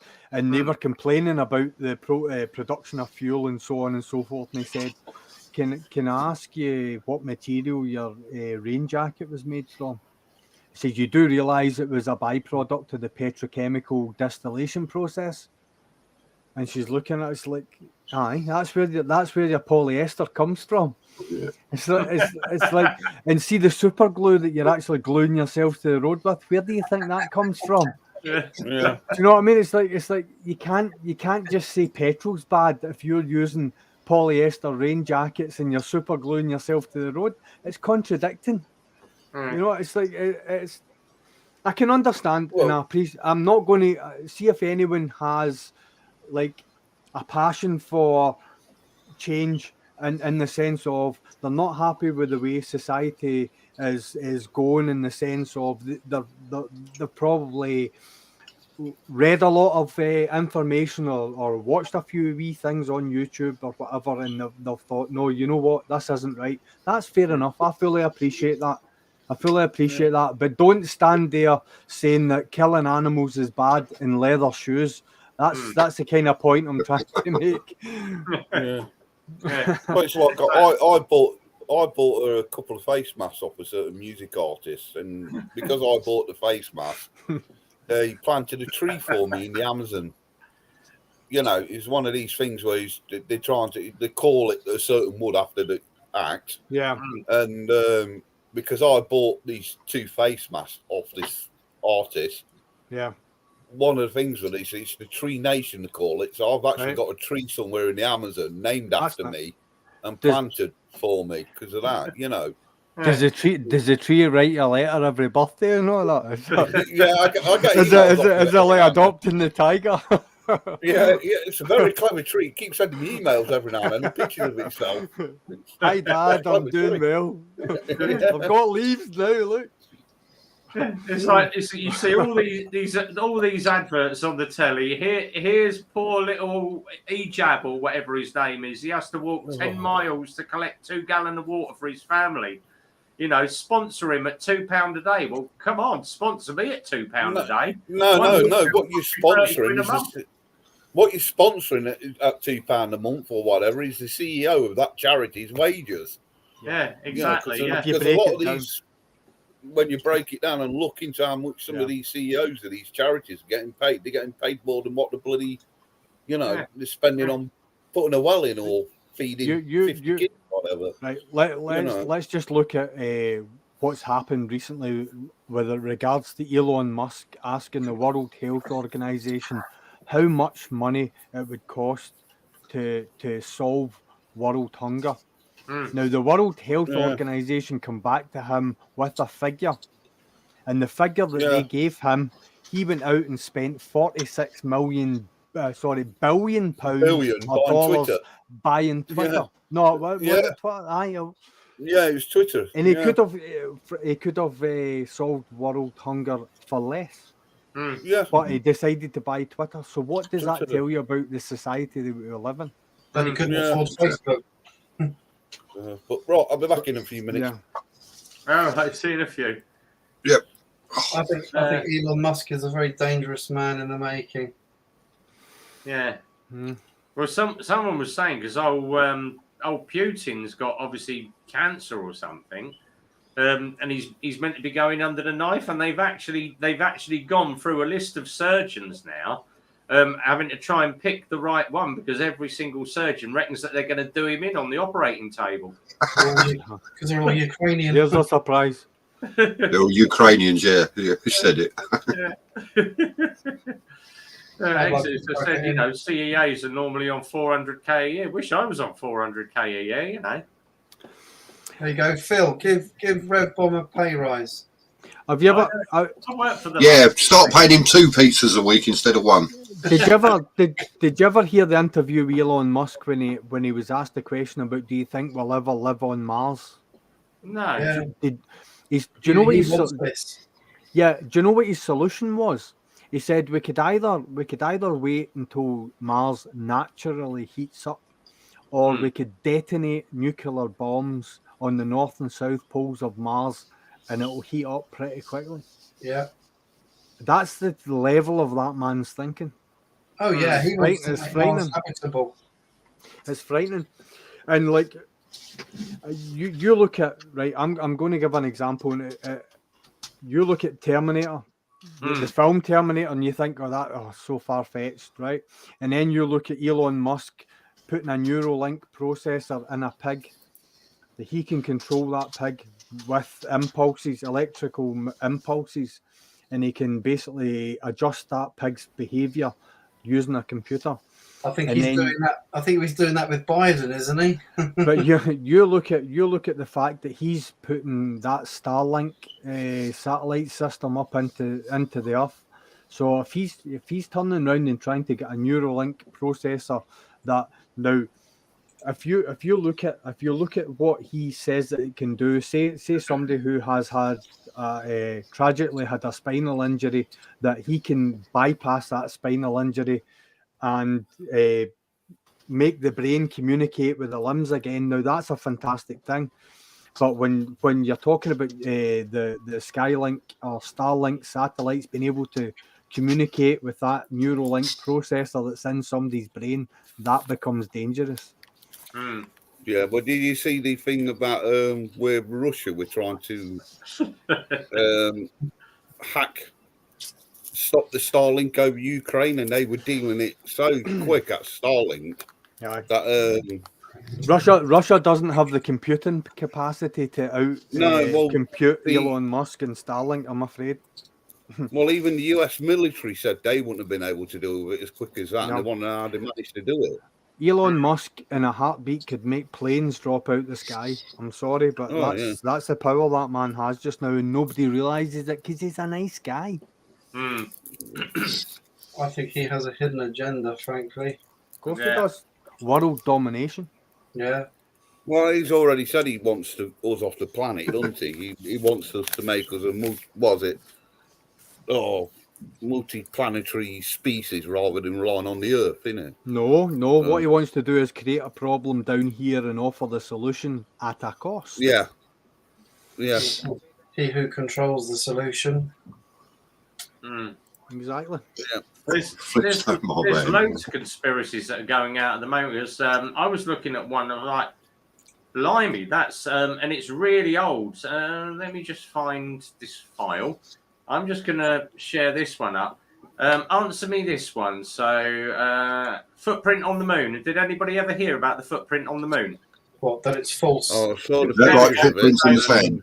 That is the official footprint that they said that was on the moon. That was made by... now you're going to show a picture of the spaceship of a later thing. Yeah, but then obviously when they did the bottom of his boots don't even look like the footprints. Yeah. Later mission. But was there not over boots? So No. when they went on to the moon, I'm sure they discarded the over boots when they come back. Yeah, they're not the boots. The wall. It's like a. They're not the boots to the wall. I think they changed the boot design on the later missions, didn't they? You could start going down a rabbit hole when it comes to all that. I was actually talking to a guy today. To be honest, that looks like a Russian suit as well. He's actually going to Egypt, and I said to him, you look at the way pyramids are built, and you're talking about 80 or 90 ton blocks that are 200-300 feet high in the sky, geometrically and symmetrically perfect. Precise, yeah. How did they do it without modern equipment? And if they did manage to do that without modern equipment, why have modern day human beings forgot how to do it? Yeah. That was my question to him. And the two of us couldn't answer it. I wasn't just being smart. The two of us couldn't answer it. The thing what makes me laugh is you've got the certain pyramids, aren't you? Yet the rest of the kings and that are buried in the Valley of the Kings. Yeah. Which is basically underground, dug into a cave, bloody rock face, dug in there, and put in there, and down one shaft, down to the level, which is where the burial chamber is. Yeah. Everything else is up in the top. Yeah. You've got what? There's the 3 pyramids at Giza, aren't they? Which all apparently line up with the Orion's belt stars. But like you say, they have found a village near there where all the workers who supposedly worked on the pyramids, they have found that. Because they have uncovered that. But most of the rest of the kings of Egypt and the queens and whatever are all buried in the Valley of the Tombs, which is just carved out into a rock, you know. Yeah. So it's like, how come they didn't carry on building the pyramids for them? Yeah. Exactly. I've seen the film Stargate. They've used them as spaceships and gone back home. Yeah. Have you ever watched Bob Lazar on YouTube? Bob Lazar basically tried to come out, I think it was 70s maybe, and it was he was involved in Area 51, and it was he drew very, very detailed drawings of spacecraft that had been involved with and working with, talking about propulsion systems, talking about the whole shape of UFOs that were portrayed in Hollywood. He said they got it all wrong. The shape's correct, but it actually flew upright. Yep. It says it was a propulsion system, and it worked totally different to what they actually. Yeah, because we've gone from flying saucers to tic tacs in triangle shapes now, and boomerang shapes. So what Bob Lazar actually said was that evolution was accelerated. Now, he never specified how it was accelerated, but it was kind of implied that as a species on Earth, we were progressing, but we weren't progressing as fast as we probably should have been, and there was some sort of intervention at some point. To get through, if you look at the sort of what they say the modern man, you look at the Neanderthal right the way up to modern man. See from the last Neanderthal up to the humanoid, as you call it, there's far too big an evolutionary gap. Yeah, but they have been finding remains, haven't they? What's been slowly filling that gap in. I've noticed that. I've watched a few programs where they have found remains of between Neanderthal and modern man and the gap, and they are starting to find remains to fill that up. But that's because of polar caps are melting, you know. But because the Pentagon have actually admitted, haven't they, now, because of those Navy pilots' footage, what got released. That get released on disclosure. If you've seen no footage of those. The actual Pentagon did step forward and admit they ain't got a clue what it is or who it is. They had to disclose that it was unidentified. Yeah. Because he's that one what sort of dips into and out the water, isn't he, when they're following it as well. Yeah, but they were saying there was one, obviously, they measured, there's one in Russia, and they actually thought it was a meteor crater, and they actually measured it. But they said around the edge there are slight, it was superheated, but it wasn't caused by a fuel engine, or it wasn't caused by a heat. It was caused by a radiated heat. But when they actually measured the width of the hole, it actually lined up with a hole in the ocean that was in Belize. Let me just bring this one up. And these scientists have actually been down this hole in the ocean. So that's the blue hole in Belize. And they actually went down and they actually measured it, and it is to within a meter, the same size as the crater that is in Russia. They said that's the thing about this. It's a sinkhole. Yeah, if it was a sinkhole, it wouldn't be perfectly symmetrical all the way around it. Well, that's the thing. We know more about space than what we do of the depth of our own oceans. Yeah, exactly. There's been more exploration in space than what there has in our own oceans. That's right. You know, because there's areas we can't get to because of the pressure and everything. Yeah, and they've actually admitted that. We know more about space than what we do about our own seas and oceans around the planet. So, you know, and like some of that UFO footage I was on about from the Navy pilots and that lot, if you watch one of the UFOs, it's dipping in and out the bloody water as it's flying along. Are we on to aliens now? Yeah, definitely, Howie. Yeah, we just there's only so much you can say about Royal Enfield.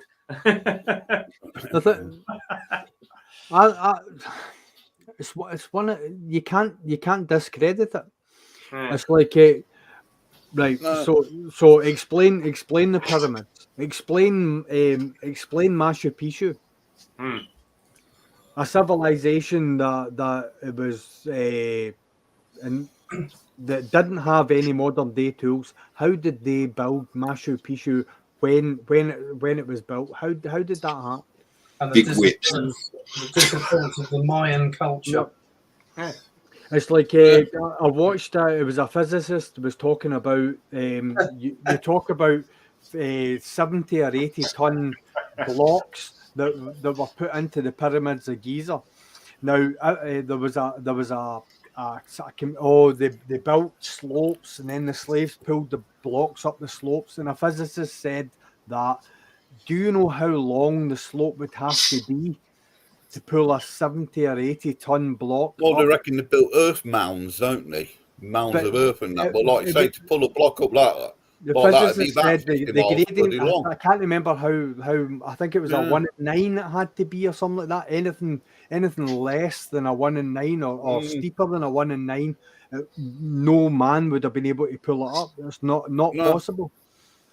So it would have been miles and miles and miles long, and block after that.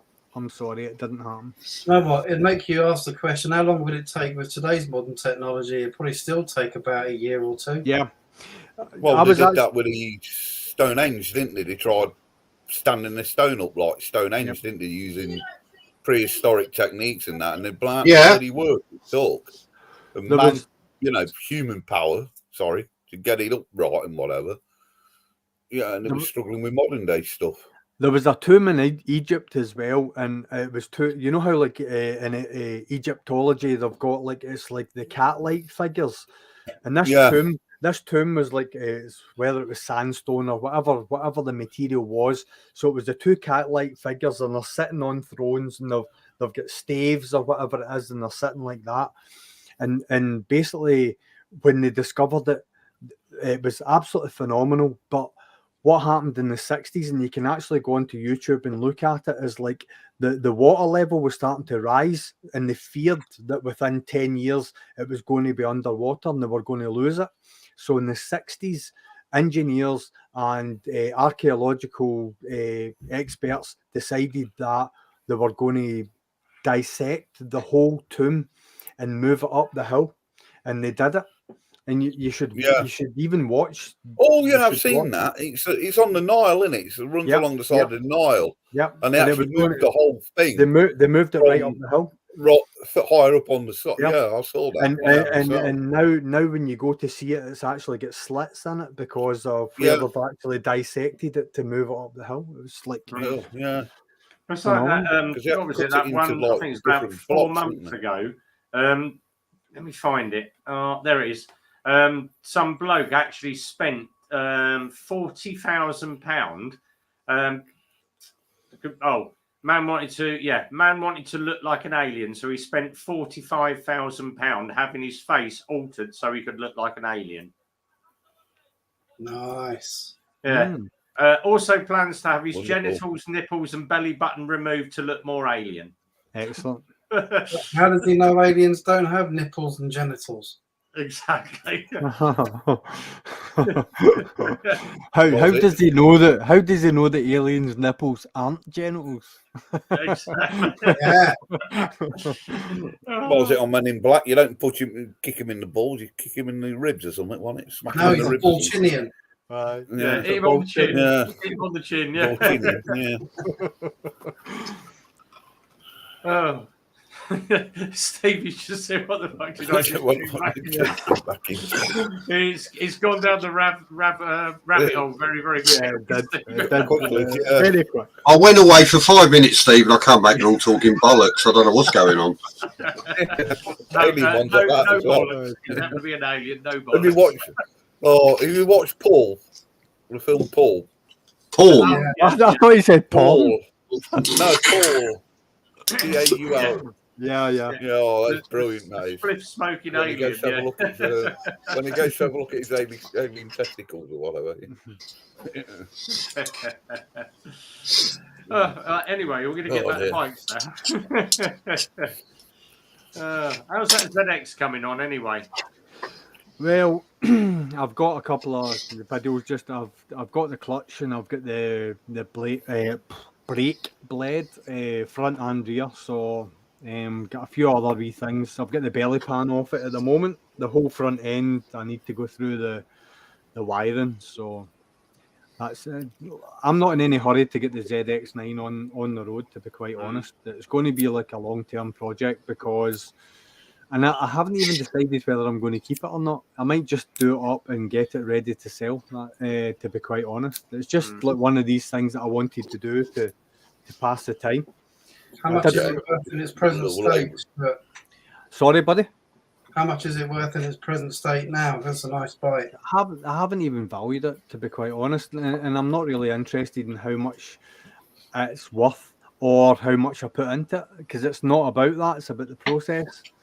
If you understand what I mean, because I had a ZZR 600 and I bought it for, I think it was about £1,000 in 2009 when I got it, and I probably spent the best part of £2,000 on it over its lifetime, not just in tyres. I stripped the bike from front to back and I powder coated everything and so on and so forth. I had an itemised. I used to be an administrator on ZZR International, and I had it fully itemised, the whole breakdown of the bike from start to finish. And I'm not going into the ZX9 in as much detail because I do want to ride it and have a bit of fun on it, but I do want to bring it back to a level where it deserves to be, I would say, because it's an iconic bike. It's the last of the Bs, which is the B4. That was before, because like the B4, they had the upside down forks, and when they went to the C1, they reversed the forks. They did make the ZX9 slightly lighter after the B4, but I think the B4 is the last of the good ones because it was a big bang engine. It was the more powerful engine. So there's a boundary, isn't there? It's like you'll never get back what you spend on it, but then it starts moving into the arena of being an emerging classic. Yes. Yep. See, so like the thing about it is like see my ZZR 1400. It's the last of the Gen 1s before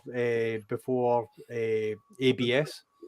Yeah. So I know I'm never getting rid of that bike.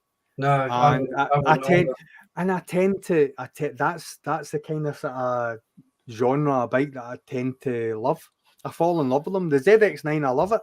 I love it and hate it in equal measures, simply because of what I know that needs done to it, and how I want it to look, and how much I know it's going to have to cost me. But by the time I get it and I show it off and I show everybody the way I've got that bike, the cost will not matter. No, it's relative, isn't it? Yes, of course. If you hear snoring, my missus has fell asleep. She's been a dirty stop out this week. You've just been snoring. Tina, you've just been snoring. We all heard you. We all heard. Even this lot saying they heard you. She was snoring. She's been a dirty stop out this week. She's been to concerts this week. Last night was Blondie, so. Oh, good old Blondie. Yeah. You're on the spare bed tonight, mate. Nah, well, I never was a lover of Debbie Harry. Oh, well, what it is the door. Is that because she turned you down? No. I like Wendy. I honestly think. Yeah. If I had Wendy James transvision vamp for me. If I had to no. mark Debbie Harry out of 2, I'd probably give her 1. Yeah, I'd give her 1 and all. No, my daughter's started working at the place where I used to do security, and every now and then they get staff tickets for shows. And this week we got 2 lots. Who was the first lot? Architects was the first lot, and Blondie was the other lot. So they went to those concerts. Very nice. Yeah, it's quite good when you get perks like that the staff do every now and then. So. Very nice. I'd booked. It's like I'm a 90s child, so it's the Happy Mondays for me. And Oasis, if you want to.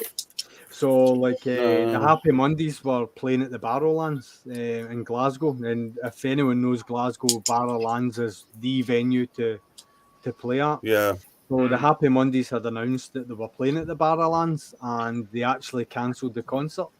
I woke up one morning and I got PayPal. It was like, oh, we've just put X amount into your bank, and I'm like, what's going on? The Happy Mondays had cancelled their concert, and I said, what's going on?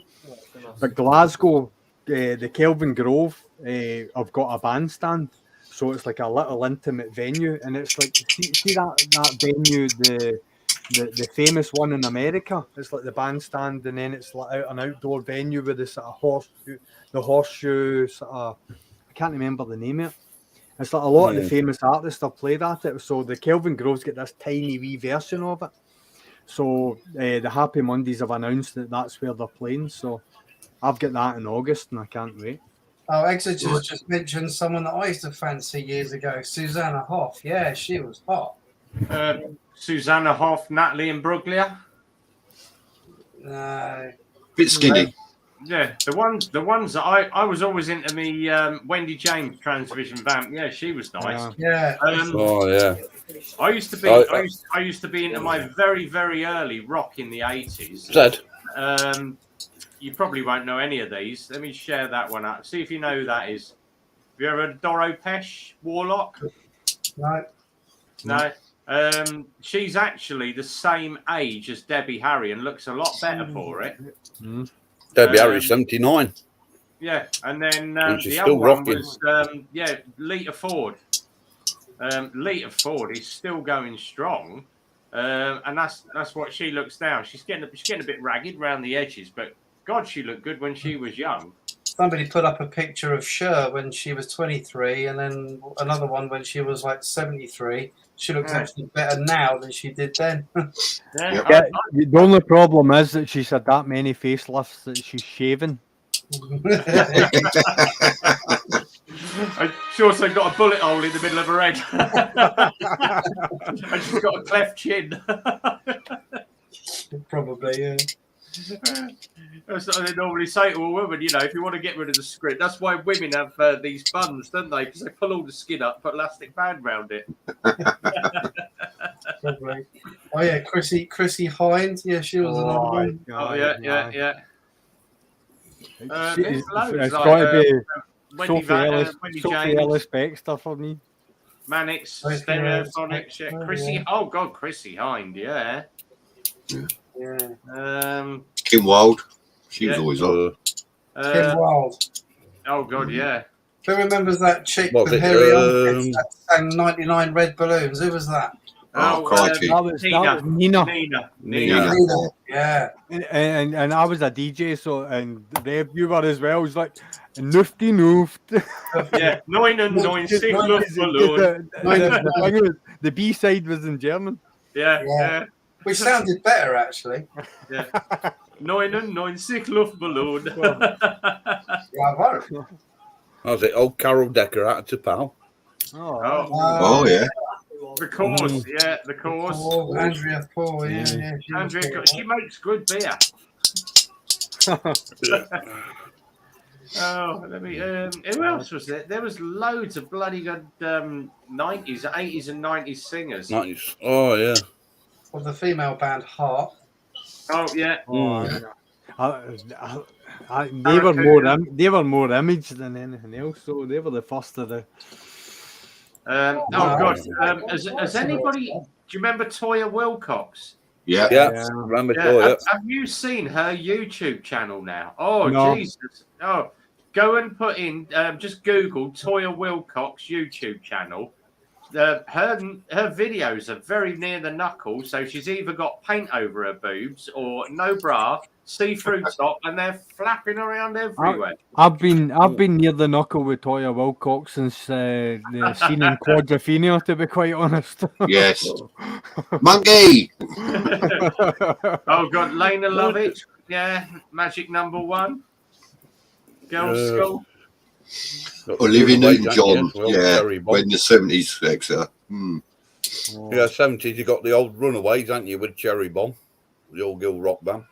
Yeah. Probably you lot probably don't remember them. But, yeah. I follow a girl called Cherry Bomb on Instagram. That's not something you want to see.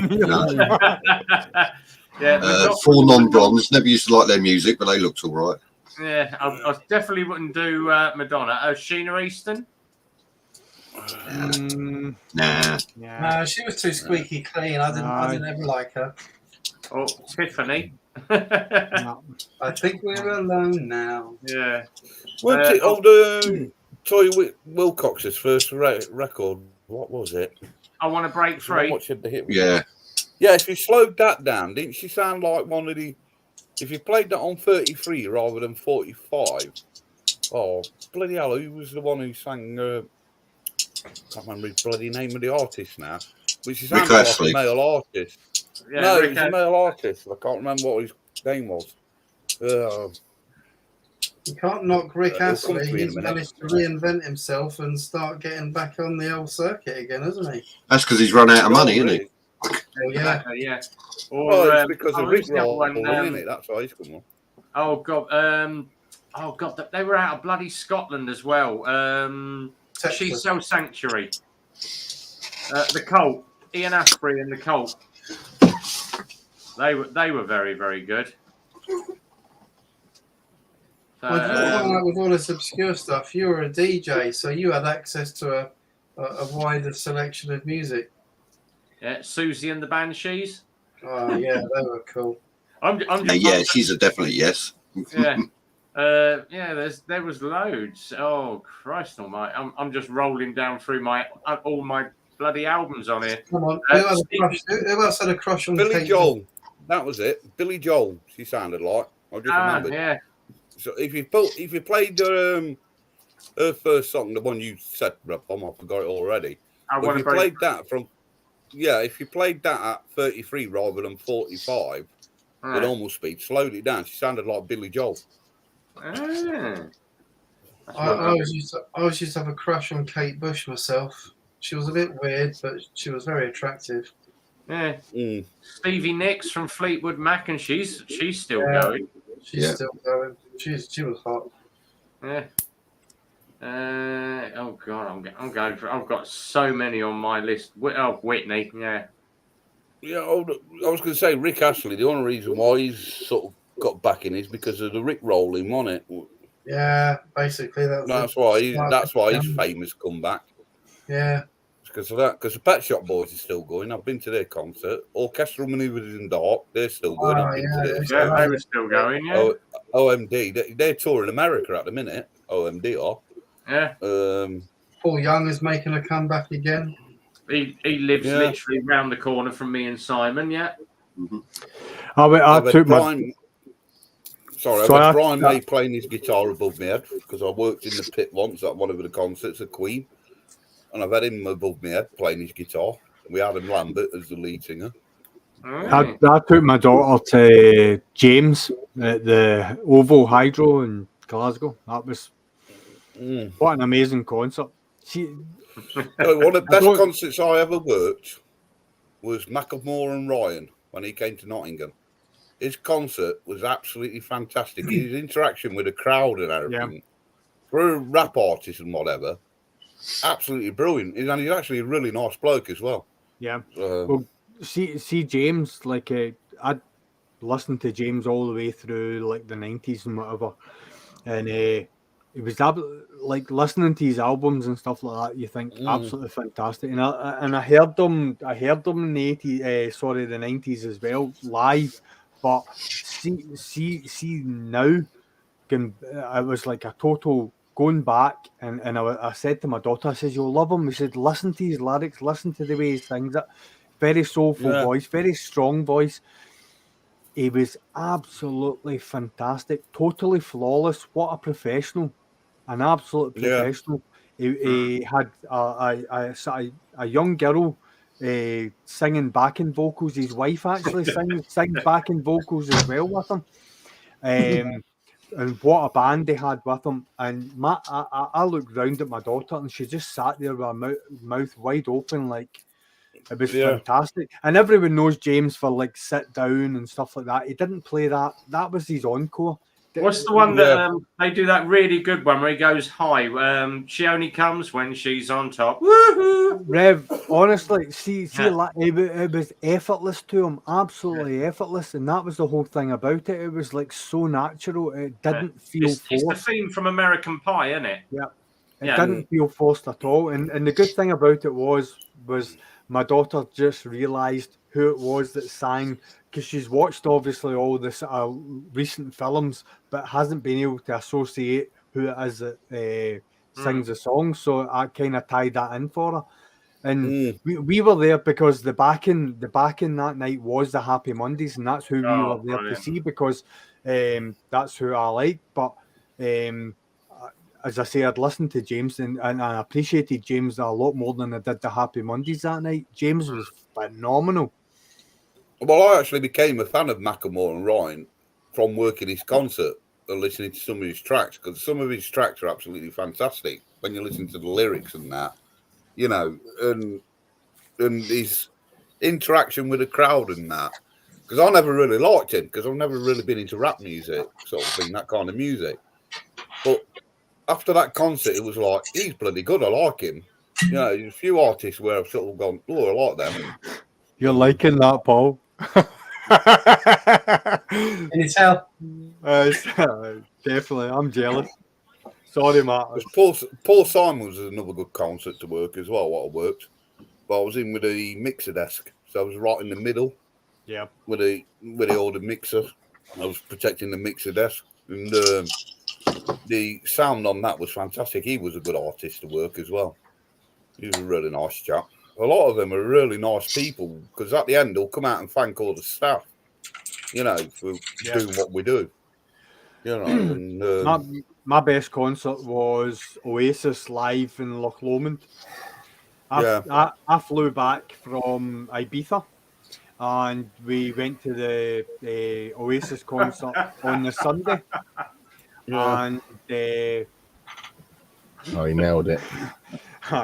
It's like I went to the Oasis concert on the Sunday, and it was at the time where Happy Mondays had broke up and they had formed Black Grape. Yeah. So Sean Ryder was playing in Black Grape, and it was a totally different sound. And Black Grape actually supported Oasis. And I remember just before Black Grape came on, they had a band called the Bootleg Beatles. Yeah. The Bootleg Beatles come on and absolutely smashed it. Everybody absolutely loved it. Then we were watching the side of the stage, and Sean Ryder and Black Grape were all standing, and Rev will love this because every one of them had a bottle of Buckfast. Oh, right. So see by the time Black Grape come on, Sean Ryder sat on his preamp. He was totally bladdered, and he sat with his microphone reading the lyrics off a bit of paper. It was brilliant. It was so funny because we all knew why he was doing it, because he was absolutely pissed. Because Iron Maiden was another good concert as well. But old Ed Force One, as they call it, the pilot guy, he's from my neck of the woods anyway. Motorhead was the best live, I think. See, musically, one of the most uplifting and I would say probably spiritual things that I've ever seen was Brian May on top of Buckingham Palace. Oh yes, playing the Save the national Queen. anthem. Yeah. You see the making of that?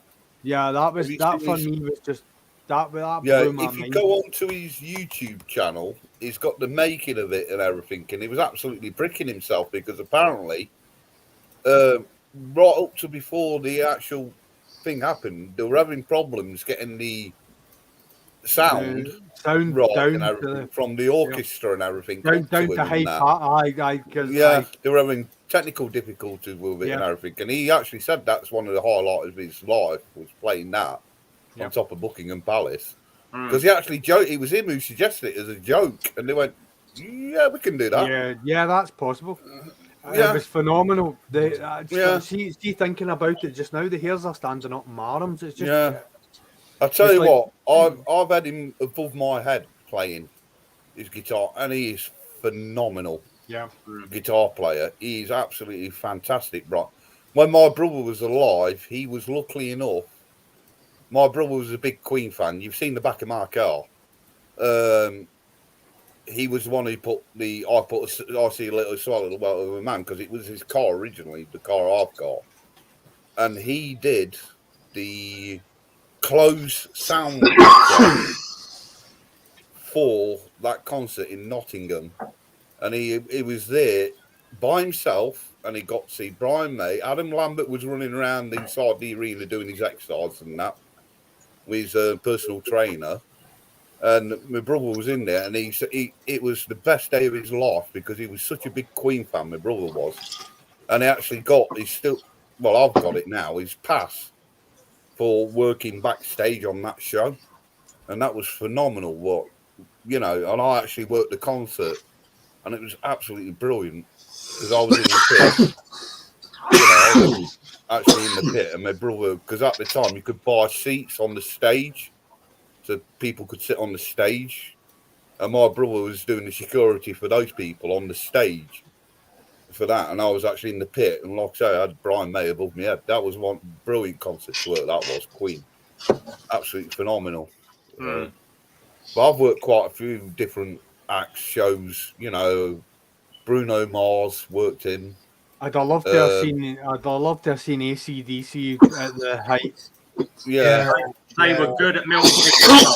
Honestly, I would have loved to have just like man. I've worked Thunderstruck, steps. when they did Thunderstruck, because he literally walked down the stage, did a little, just stuck. There isn't a crowd was like Thunder, exactly. There isn't a riff like it. No. Ali, she needs to get her views. Obviously, they're hours ahead of us, so enjoy your holiday, Ali. Have a great time.